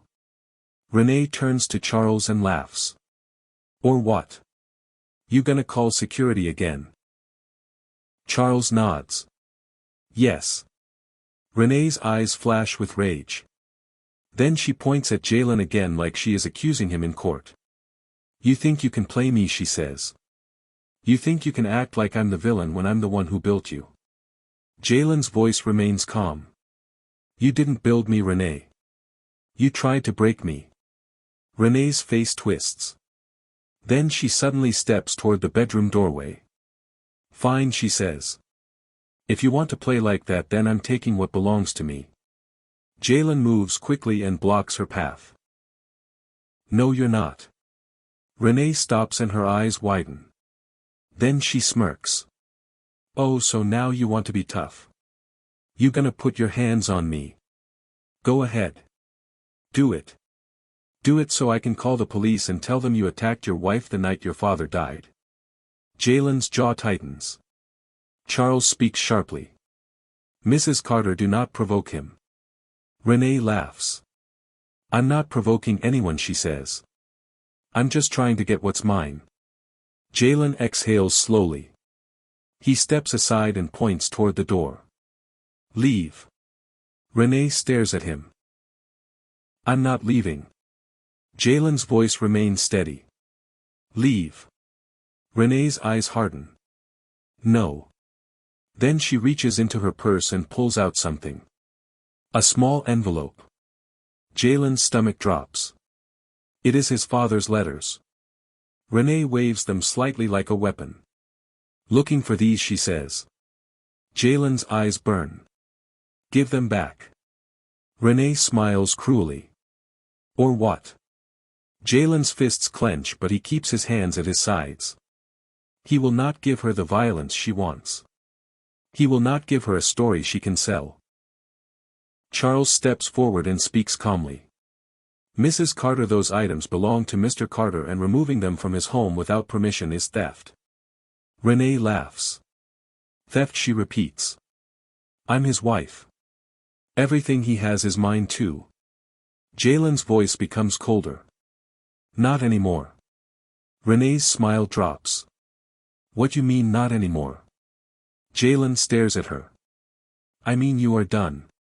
Renee's breathing becomes heavy. Then she suddenly throws the letters onto the floor. They scatter like fallen leaves. And she smiles like she just stabbed him. Jalen's chest tightens. He bends slowly and picks them up one by one. His hands are shaking. Renee watches with satisfaction. Then she pulls out another item from her purse. His father's watch. She holds it up under the kitchen light. The gold face glints. Renee smirks. You want this too? Jalen's voice is low. Yes. Renee tilts her head. Then beg for it. The words hit Jalen like poison. Beg for it, she repeats. Beg like you always do. Jalen's whole body trembles. Not with fear. With rage he is trying to control. Charles steps closer and his voice becomes firmer. "Mrs. Carter, you are crossing a line." Renee turns her head toward Charles. "Shut up," she snaps. "This is between me and my husband." Jalen stands up slowly. His eyes lock on Renee. And he speaks in a voice so calm it makes the room colder. "Renee. Put the watch down." Renee smiles. "No." Then she raises it slightly as if she might throw it. Jalen's heart jumps. Because that watch is one of the few pieces of his father he has left. And Renee knows it. She knows exactly what she is doing. She is trying to make him break. She is trying to make him snap. Jalen takes one slow step forward. Renee's eyes gleam. "Yes," she whispers. "Come on. Come on. Hit me." Jalen stops. He exhales slowly. Then he turns his head toward Charles. "Mr. Whitmore," he says. "I want this documented." Charles nods. "Already is." The assistant steps back inside at that moment and two private security men follow her. They are big. Professional. Quiet. They stand in the doorway like a wall. Renee turns and her eyes widen. "What is this?" Charles speaks calmly. "Private security." Renee's voice rises. "Private security. For what?" Jalen looks at her and answers slowly. "For you." Renee's face tightens. "You think you can scare me?" Jalen shakes his head. "No, Renee. I'm not trying to scare you. I'm trying to remove you." Renee's breathing becomes heavy and she looks at her family photos on the wall and then back at Jalen like she is realizing something. Jalen is not alone anymore. Jalen has resources. Jalen has protection. And that terrifies her. The security men step forward. "Ma'am," one of them says, "please hand over any property you removed and leave the premises." Renee laughs bitterly. "You can't make me leave." The security man does not raise his voice. "Yes, we can." Renee's eyes flash with rage. Then she suddenly throws the watch across the kitchen. It hits the wall and falls to the floor with a sharp metallic sound. Jalen's heart drops. He rushes to it and picks it up. The glass face is cracked. His throat tightens. His eyes fill. Renee watches him and smiles like she just won. Then she turns and storms toward the door. But before she leaves she stops and looks back at him. "This isn't over," she says. "You hear me? You think you can shut me out? You think you can hide money from me? I will ruin you. I will ruin your name. I will take everything you got." Jalen stands slowly with the cracked watch in his hand. He looks at her. And his voice is calm. "You can try."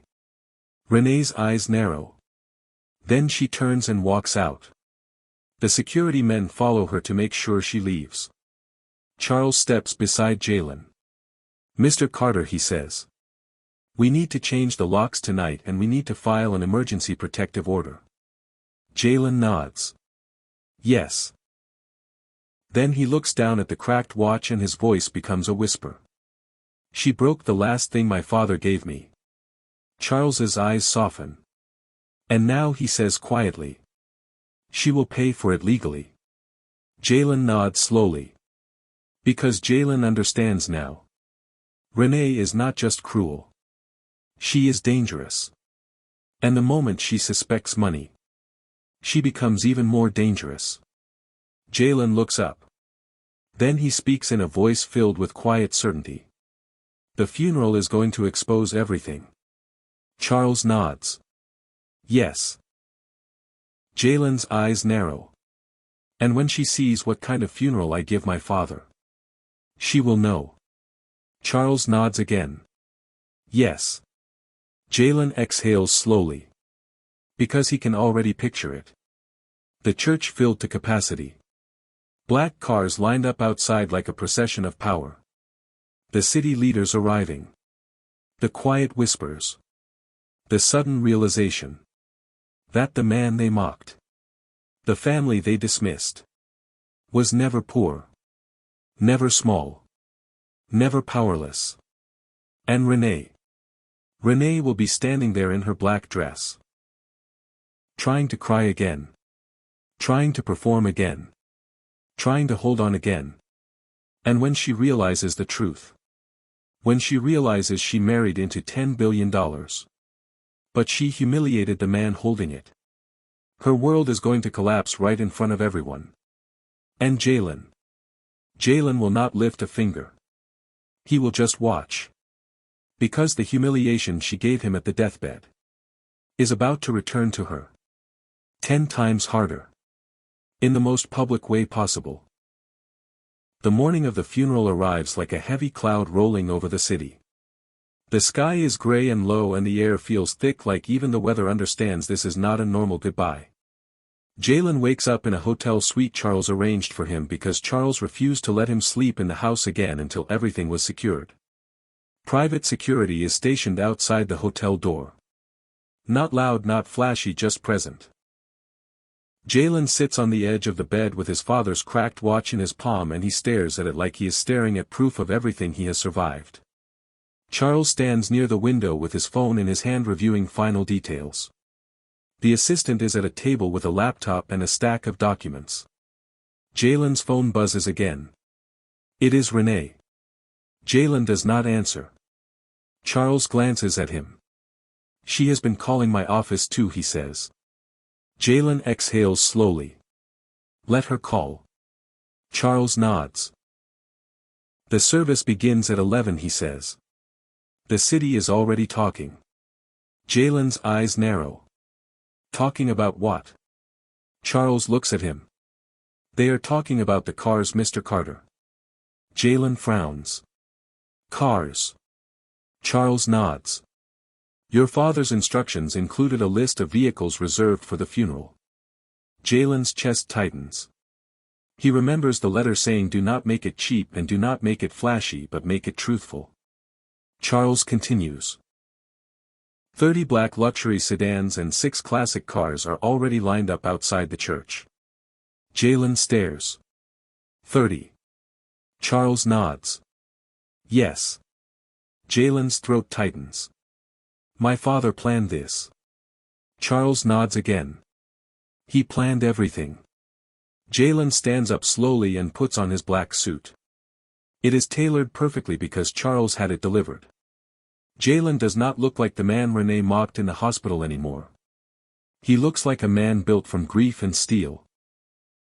When they arrive at the church, the scene outside is already unbelievable. The street is lined with black cars that look like they belong to celebrities and senators.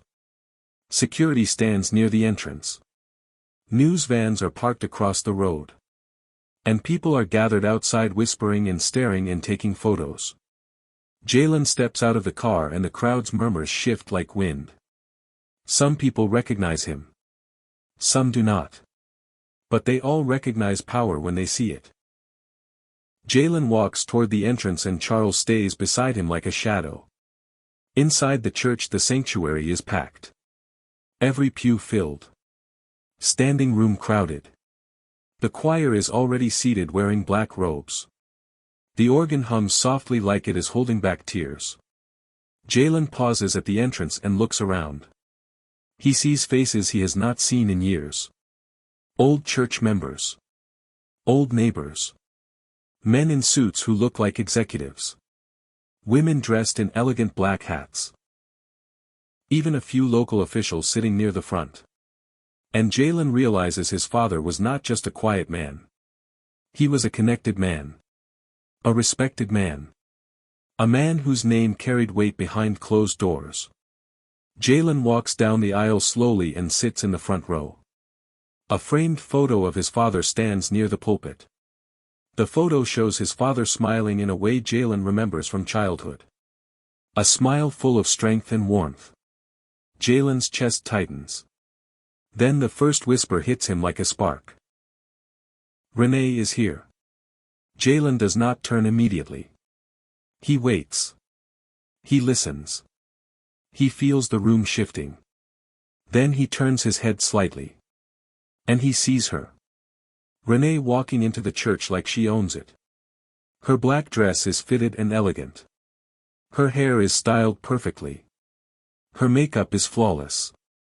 Her eyes look glossy like she practiced crying in the mirror. Laverne walks beside her with a dramatic tissue in her hand. Curtis follows behind with a stern expression. Marcus walks like a bodyguard again. And the cousins trail behind like they are ready to laugh if the moment allows it. Renee's eyes scan the room, and when she sees the packed sanctuary her expression shifts slightly. She expected a small funeral. A quiet goodbye. A cheap service. Instead she sees power. She sees wealth. She sees influence. And something flickers behind her eyes. Suspicion. She looks toward Jalen.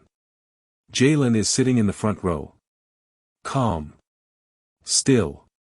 Not broken. Not begging. Renee's smile tightens. She walks down the aisle slowly and people watch her. Some look confused. Some look judgmental. Some whisper behind their hands. Because the story of the hospital is already spreading through the church community. The nurse who heard it told someone. The security officer told someone. The rumor has legs now. Renee reaches the front row and stops beside Jalen.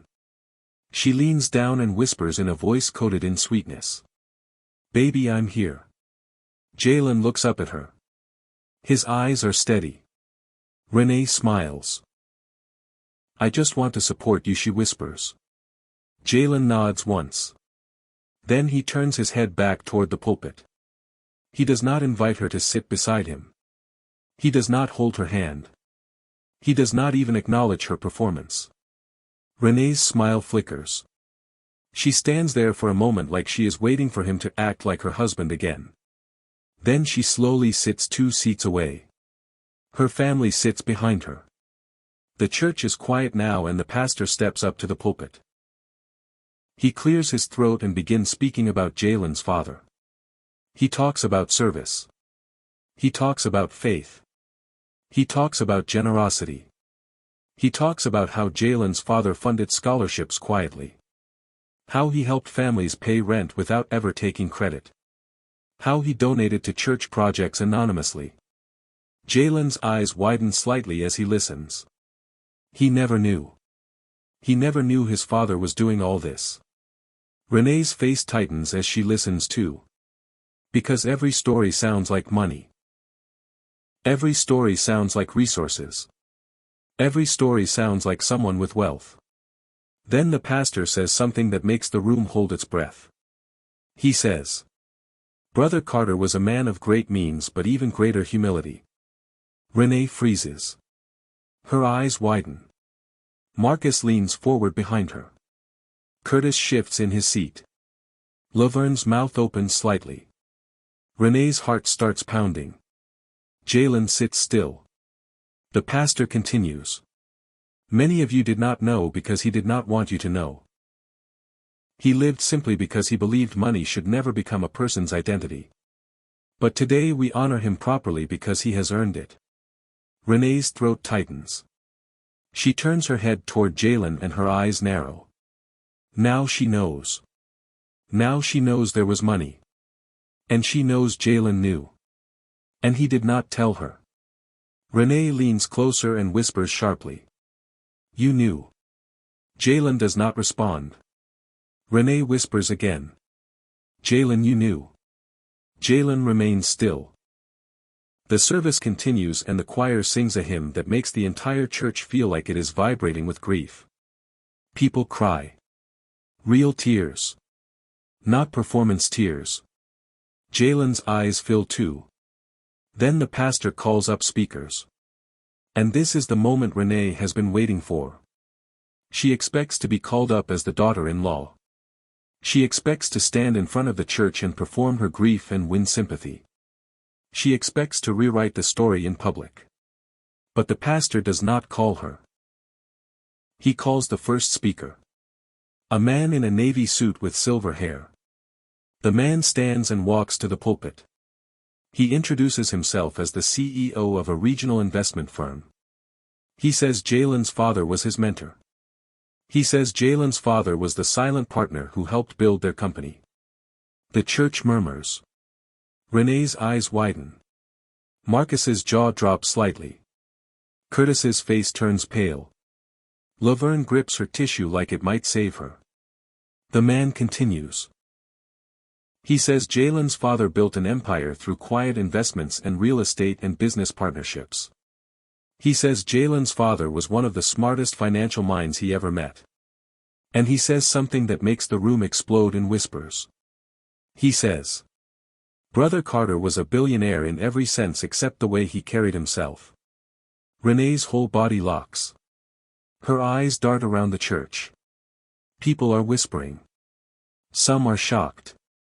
Some nod like they already knew. Some look at Jalen with new respect. Renee turns toward Jalen again and her eyes burn. Billionaire. Her mind screams the word.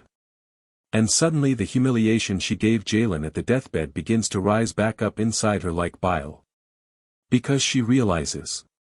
She mocked a billionaire's son. She mocked a man who was about to inherit unimaginable wealth. She called him broke. She laughed at him. She tried to trick him. She stole from him. She broke his father's watch. And now, she is sitting in a church full of people who are discovering the truth. And she is not being honored as the grieving wife. She is being ignored. The pastor calls up another speaker. A woman from a charity organization. She speaks about how Jalen's father funded programs for young black entrepreneurs. She says he paid tuition for dozens of kids. She says he built community centers. And he did it quietly. Then she turns toward Jalen. And she says, he loved his son deeply and he spoke of him with pride. Jalen's throat tightens. Renee's face tightens too. Because she realizes the church is praising Jalen.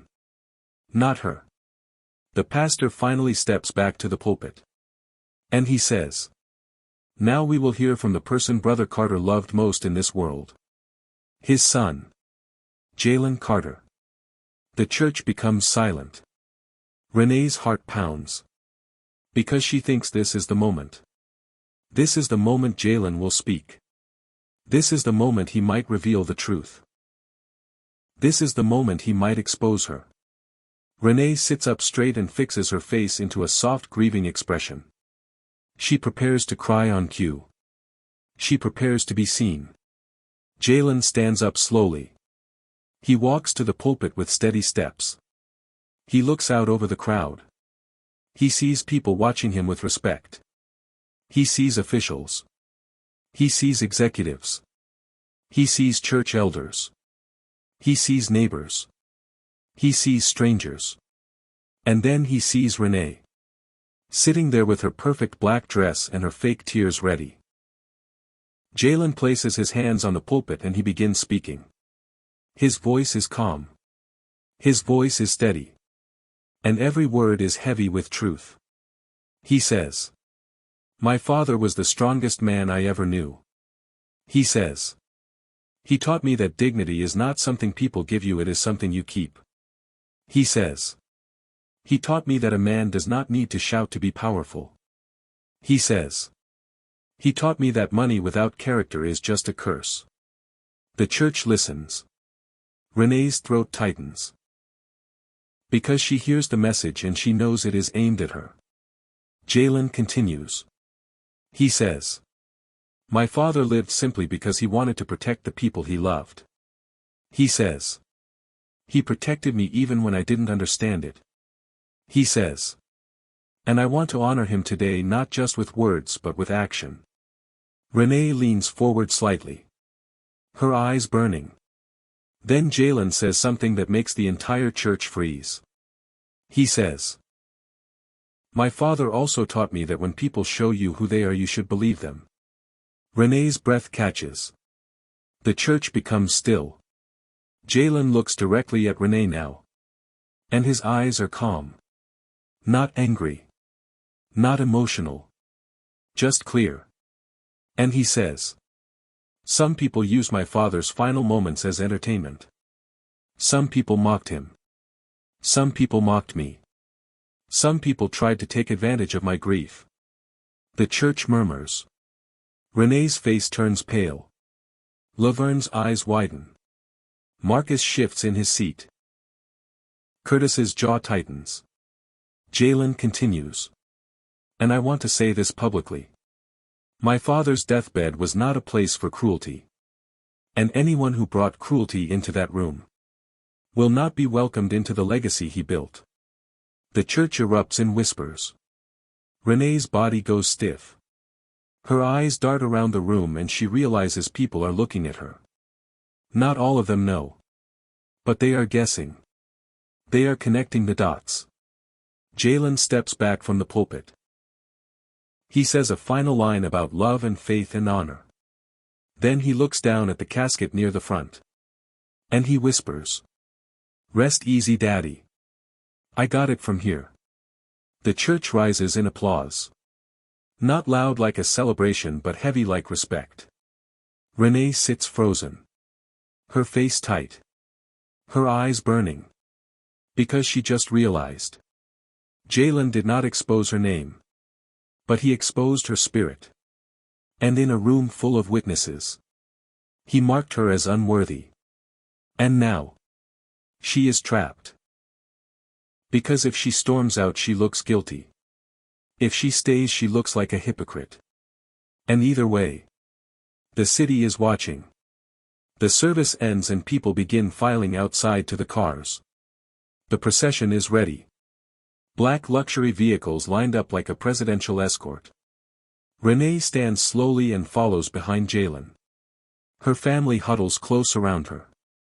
Marcus whispers. "He got money." Curtis whispers back. "A lot of money." Laverne whispers. "We need to fix this." Renee's eyes burn as she watches Jalen walk ahead with Charles beside him. Renee's mind is racing. Because she knows now. There is wealth. There is legacy. There is power. And she is standing on the outside of it. But Renee is not the kind of woman who accepts losing.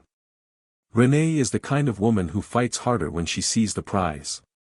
And as the procession begins moving toward the cemetery, Renee makes a decision inside her chest.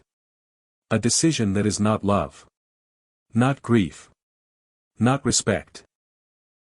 A decision built from greed and desperation. She will not let Jalen walk away with that money. She will not let him bury his father and then bury their marriage without a fight. And the moment she gets a chance, she is going to strike. Not with fists. With lawyers. With lies. With traps. Because Renee is about to turn this funeral into the beginning of her war. And Jalen. Jalen is about to learn that the money is not the hardest part. The hardest part is what people become. When they realize you are worth $10 billion. The cemetery is on a hill overlooking the city and the wind up there is sharp enough to cut through fabric. The sky stays gray and low like it refuses to brighten for anyone. The black cars glide in slowly one after another and the line is so long that people standing near the gate start whispering like they are watching a funeral for someone famous. When Jalen steps out of the lead car the air feels different again. He looks around and sees security positioned quietly at a distance. He sees Charles beside him. He sees the assistant holding her tablet and watching the crowd. And he sees people he has never met but who are dressed like wealth and influence. Then he sees Renee stepping out of another car behind him and she is walking fast like she is afraid the door to power is about to close. Renee's family follows her like a swarm. Laverne is already muttering prayers under her breath. Curtis looks tense. Marcus looks angry. And the cousins look nervous because they can feel eyes on them. The casket is placed near the grave and the pastor stands ready again with his Bible open. Jalen stands at the front near the casket. His hands are clasped. His face is calm but his eyes are heavy. He looks down at the polished wood and he feels the finality pressing into his chest.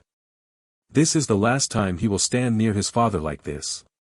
The pastor begins speaking again. He talks about ashes to ashes and dust to dust. He talks about eternal life and peace. He talks about the strength of a good man and the way his legacy lives on. People listen quietly. Some cry. Some stand with heads bowed. And then Renee chooses her moment. She steps forward suddenly and wipes her eyes and her voice rises with a dramatic sob. "Daddy Carter," she cries. "Oh Daddy Carter, please forgive me." Her voice cuts through the quiet like a siren. Heads lift. Eyes turn. The pastor pauses for a moment. Jalen remains still. Renee steps closer to the casket. Her hand reaches out as if she wants to touch it. As if she wants to claim the moment. As if she wants to attach herself to the legacy now that she knows it is valuable. Renee's tears fall. But something about them feels wrong. Too loud. Too sudden. Too convenient. People shift uncomfortably. A woman in the crowd whispers to another woman. "That's the one. That's her." The whispers spread like fire in dry grass. Renee hears it. Her sob falters for half a second. She turns her head slightly. And she sees faces staring at her. Not with sympathy. With suspicion. With judgment. With quiet disgust. Renee's chest tightens. She looks toward Jalen. She expects him to rescue her. To protect her. To play husband in public. But Jalen does not move. He does not look at her. He does not soften. He stands like a statue of grief. Renee's eyes narrow. Then she tries to force the tears again. She leans toward the casket and speaks loudly. "I loved you, Daddy Carter," she cries. "I always respected you. I always wanted to do right by you." And that is when the first voice breaks through the crowd. It is an older church woman with a black hat and a cane. Her voice is sharp and steady. "You a lie." The whole graveside freezes. Renee turns quickly. "Excuse me." The older woman steps forward and points her cane at Renee. "Don't you stand here and cry fake tears," she says. "Because I heard what you said in that hospital hallway." The crowd murmurs. Renee's face goes pale. She stumbles for words. "You don't know what you're talking about," she snaps. The older woman shakes her head. "I know exactly what I'm talking about. My niece worked on that floor. She heard you call that man broke while his father was dying. She heard you laugh. She heard you say y'all wasted the day." Renee's throat tightens. Laverne steps forward fast. "Ma'am, you better watch your mouth." The older woman turns her head slowly toward Laverne. "And you better watch yours," she says. "Because your daughter is a shame." The crowd murmurs louder now. Renee's eyes dart around.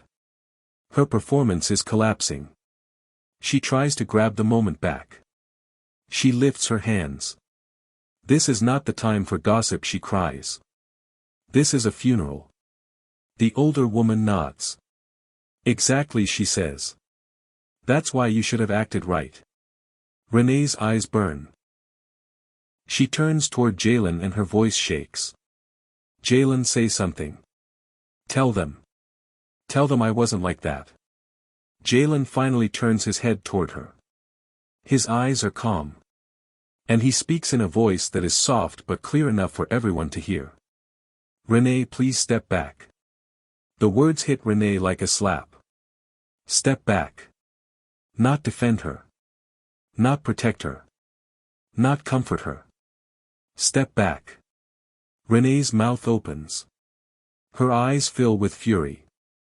Marcus steps forward with anger in his face. "Man, you really letting these people disrespect your wife?" Charles steps forward instantly and his voice is firm. "Sir, you need to step back." Marcus glares. This is family business. Charles shakes his head. No, sir. This is a funeral and you are disrupting it. Curtis steps forward too and his voice rises. You all need to stop this right now. Renee is grieving. The older woman laughs bitterly. Grieving what? Grieving the money she missed. The crowd gasps. Renee's face goes white. Because the word money lands like a bomb. People begin whispering again. Money. Billionaire. Trust. Legacy. Renee's mind spins. Because she realizes the secret is spreading.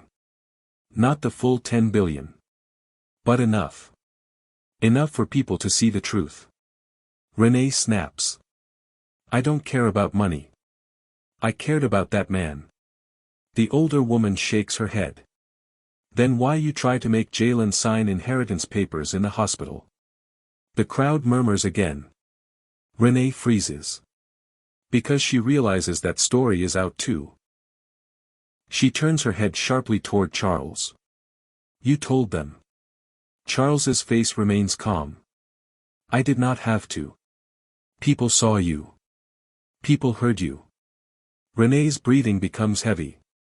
She looks at the crowd and sees the eyes on her. She sees people stepping away from her slightly. She sees women shaking their heads. She sees men frowning. She sees the pastor looking disappointed. Renee's throat tightens.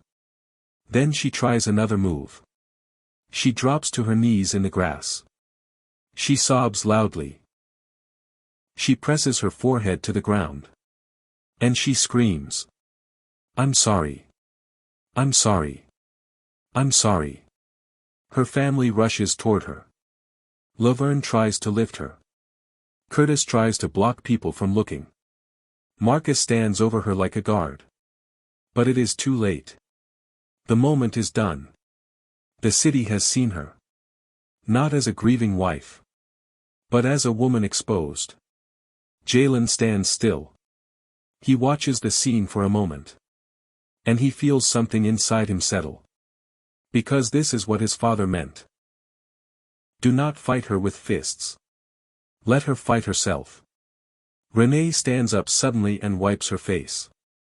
Her eyes are wild now. She looks at Jalen with hatred. You did this, she hisses. You set me up. Jalen's voice remains calm. No, Renee. You set yourself up. Renee's chest rises and falls. Then she turns toward the crowd and screams. He hiding money. He hiding inheritance. He trying to cut me out. The crowd murmurs again. But now the murmurs are not sympathy. They are judgment.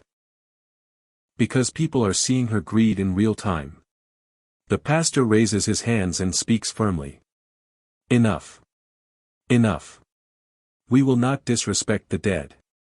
Renee's eyes flash. Then she points at Jalen again. You think you can bury your father and bury me too? You think you can make me look crazy? Jalen steps forward slowly. And for the first time he speaks with a little more power in his voice. Renee, you are not welcome here anymore. The crowd goes quiet.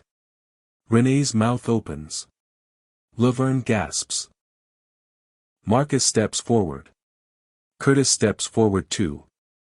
But security moves closer quietly. Not rushing. Just positioning. Renee realizes it. She realizes she is outnumbered.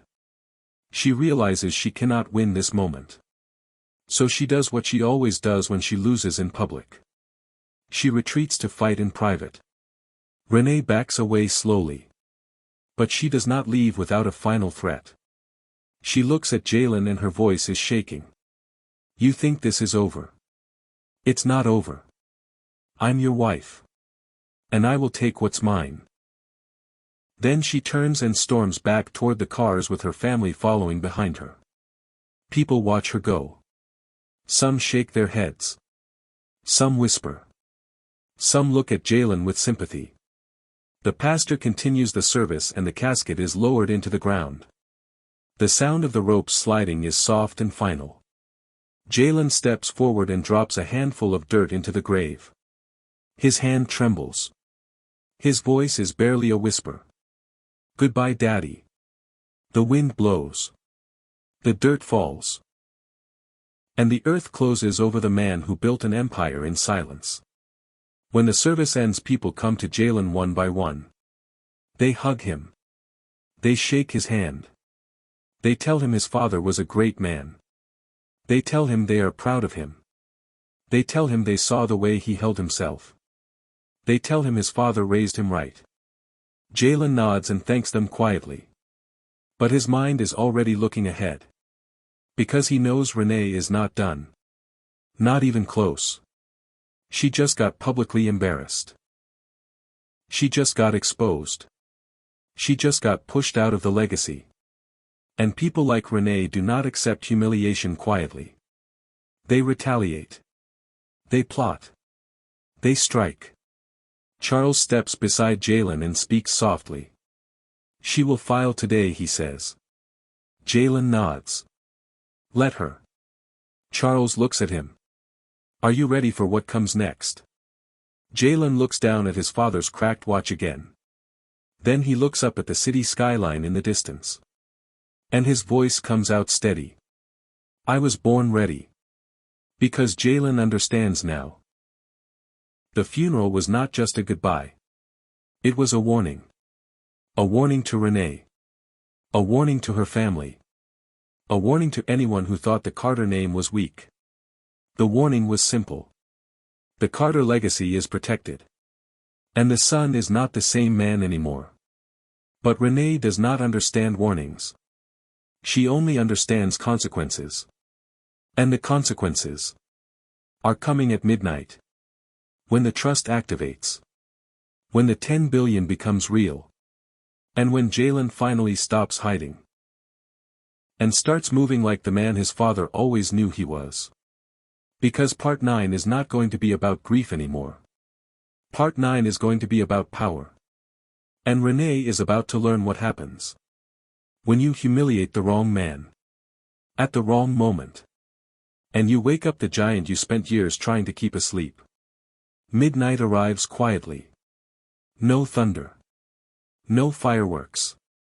No dramatic sound. Just a clock moving forward like it always does. But for Jalen Carter, midnight is not just another hour. Midnight is the moment his father's final protection becomes real. Jalen sits in the hotel suite again with Charles Whitmore beside him and the assistant at the table with her laptop open. The funeral is over. The city has seen Renee's mask fall. The cemetery humiliation is already spreading through church groups and family circles like wildfire. And Renee is at home somewhere with her family plotting like wounded animals. Jalen's phone buzzes again. This time it is not Renee. It is an unknown number. Charles glances at the screen. "Answer it," he says. Jalen answers slowly. "Hello." A woman's voice comes through, calm, professional. "Mr. Carter, this is Angela Voss from Carter Family Trust Administration. We have been attempting to reach you for months and we have now received confirmation of Mr. Elijah Carter's passing." Jalen's throat tightens. "Yes." Angela continues. "We are calling to confirm your identity and to notify you that the trust has now fully activated." Jalen's heart pounds. Angela speaks again. "Mr. Carter, you are now the sole beneficiary and controlling trustee of the Carter Family Trust valued at $10,240,000,000. Jalen closes his eyes. The number lands heavier than he expected. $10,240,000,000. Angela continues. "A secure digital access package has been sent to your attorney Charles Whitmore and you will receive direct access within the next 30 minutes. Mr. Carter, do you confirm that you accept the role of trustee?" Jalen's voice is steady. "Yes, I accept." Angela pauses. "Congratulations, Mr. Carter, and again I'm sorry for your loss." The call ends. The room becomes quiet. Jalen stares at the wall for a moment. Then he exhales slowly. It is real now. Not a folder. Not a letter. Not a promise. Real. Charles looks at him. It's done, he says. Jalen nods. It's done. The assistant's laptop pings with a secure email. She opens it. Her eyes widen slightly. Mr. Whitmore, she says. It's here. Charles steps over and reads. Then he nods. Yes. He turns to Jalen. Mr. Carter, we need to begin with protection. Jalen's eyes narrow. Protection. Charles nods. The moment the trust activated, several automated processes began. Jalen looks at him. What processes? Charles speaks calmly. Your father designed this trust like a fortress. The trust has already assigned a security team. A public relations firm. A financial management board. And a legal defense unit. Jalen's chest tightens. My father did all that. Charles nods. He planned for everything. Jalen sits back and stares at the ceiling. For a moment he feels something like guilt. Because his father carried this alone for so long. But then he feels something else too. Pride. Because his father did not just leave money. He left strategy. He left protection. He left a blueprint. Charles continues. The trust also includes a clause regarding your spouse. Jalen's eyes sharpen. Renee. Charles nods. Yes. Jalen leans forward. Tell me. Charles opens the folder and speaks slowly. Your father included a marital defense provision. It states that if your spouse attempted financial manipulation during his final days, or if she attempted theft or coercion during the hospital period, then she would be legally restricted from making any claim on the trust. Jalen's breath catches. Restricted. Charles nods. Yes. Jalen's jaw tightens. So the papers she tried to make me sign. Charles nods. They triggered the clause. Jalen's heart pounds. And the theft tonight. Charles nods again. Also triggered it. Jalen exhales slowly. So she has nothing. Charles nods.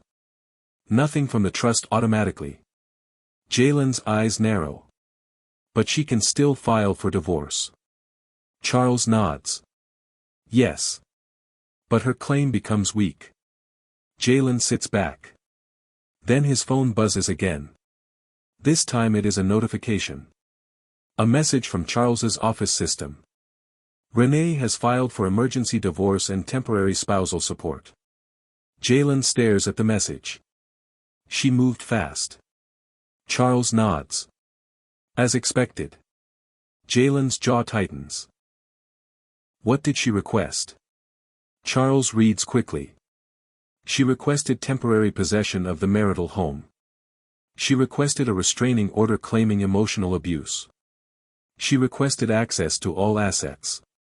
And she requested that the court freeze any inheritance until divorce proceedings conclude. Jalen laughs softly. Not because it is funny. Because it is predictable. He looks at Charles. So she went straight to war. Charles nods. Yes. Jalen's voice is calm. Then we respond. Charles nods. We already are. The assistant turns the laptop toward Jalen. A secure folder is open. Inside are files. Hospital security footage. Witness statements. The nurse report. The security officer's report.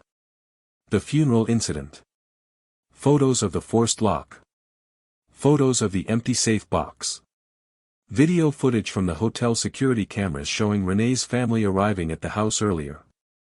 A signed affidavit from the private security team. Jalen stares. You got all this already. Charles nods. Your father's system activated the moment you accepted trustee status. It pulled data. It gathered evidence. It prepared the defense. Jalen's chest tightens again. His father really planned everything. Charles speaks softly. Mr. Carter, this is why he hid the money. Because he knew the moment you stepped into it people would try to destroy you for access. Jalen nods. Then he looks down at his father's cracked watch. He whispers. I understand now, Daddy. Charles clears his throat. There is another message, Mr. Carter. Jalen looks up. What? Charles's assistant turns the screen again. A court notice. Emergency hearing scheduled for tomorrow morning at 9. Jalen's jaw tightens. Tomorrow. Charles nods. Yes. Jalen leans back. He exhales slowly. Then he speaks with calm certainty. Let's go. Charles nods. We will. The next morning arrives early. Jalen walks into the courthouse wearing a black suit and a calm expression. Charles walks beside him. Behind them are two men in suits who look like federal agents. Security. The trust assigned them. Reporters are already outside because word has begun spreading that Elijah Carter was not just a church man. He was a hidden billionaire. And his son is now at the center of a dramatic divorce battle. Inside the courtroom, Renee is already there sitting with her lawyer. She wears a soft cream blouse and a cardigan like she wants to look harmless. Her hair is pulled back neatly. Her makeup is light. Her eyes look tired like she has been crying all night. She is performing again. Her family sits behind her. Laverne looks angry. Curtis looks tense. Marcus looks like he wants to fight. When Renee sees Jalen walk in, her eyes widen slightly. Because Jalen looks different. He looks protected. He looks powerful. He looks calm. Renee's lawyer stands. He begins speaking about emotional abuse and abandonment and financial secrecy. He paints Jalen as a cold man who shut out his wife during grief. He claims Renee only wanted to help. He claims Jalen's lawyer is manipulating him. He requests temporary control of the home and temporary support. The judge listens. Then Charles stands. And Charles does not raise his voice. He simply lays out the truth. He presents the hospital reports. He presents the security statements. He presents the evidence of Renee attempting to coerce Jalen into signing inheritance papers. He presents the evidence of forced entry. He presents the evidence of theft. He presents the evidence of property damage. He presents the cemetery incident. He presents the witness statement from the church elder who confronted Renee publicly. Renee's face changes as each piece lands. The judge's expression hardens. Renee's lawyer tries to object. But the judge overrules him again and again. Renee's eyes begin darting. Her performance begins cracking. Then Charles presents the final document. A copy of the trust clause. The marital defense provision. The judge reads it slowly. Then looks up at Renee. Mrs. Carter, the judge says. Did you attempt to have your husband sign inheritance-related documents while he was grieving? Renee's mouth opens. Her eyes widen. She shakes her head quickly. No. Charles steps forward and places the document on the table. It is Renee's paper. With her own handwriting. Her own printed form. Her own signature as witness. Renee freezes. The judge looks at her again. Mrs. Carter. Renee's voice shakes. I was just trying to protect my marriage. The judge's eyes narrow. Protect your marriage or protect your access to money. Renee's face flushes. Her voice rises slightly. I am his wife. I deserve something. The judge holds up a hand. Mrs. Carter, you will remain calm in my courtroom. Renee swallows hard. The judge turns back to Charles. Mr. Whitmore, the judge says. Based on the evidence presented, I am denying the request for temporary possession of the home. I am denying the request to freeze inheritance. I am denying the request for spousal support at this time. Renee's face goes pale. Her lawyer leans toward her whispering urgently. Renee's breathing becomes heavy. The judge continues. Furthermore, due to evidence of theft and coercion, I am granting Mr. Carter an emergency protective order. Mrs. Carter, you are to have no contact with Mr. Carter except through legal counsel. You are not to enter the marital home. And you are to return all property taken within 24 hours. Renee's eyes widen in horror. Her mouth opens. No. The judge's voice becomes sharper. Yes. Renee stands up suddenly. This is not fair, she shouts. He hiding money. He hiding everything. He trying to ruin me. The judge slams the gavel. Mrs. Carter, sit down. Renee's body shakes. She sits slowly. Her face is twisted with rage and humiliation. Because the courtroom is full of witnesses again. And once again. She is losing in public. The hearing ends quickly after that. Jalen walks out of the courtroom without looking back. Reporters try to approach him. But his security steps in calmly and blocks them.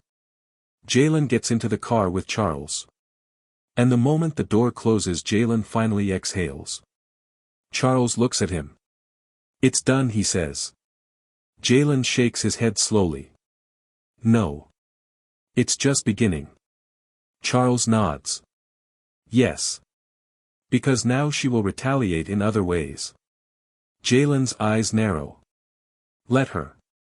Charles looks at him carefully. Mr. Carter, your father left one final instruction. Jalen turns. What instruction?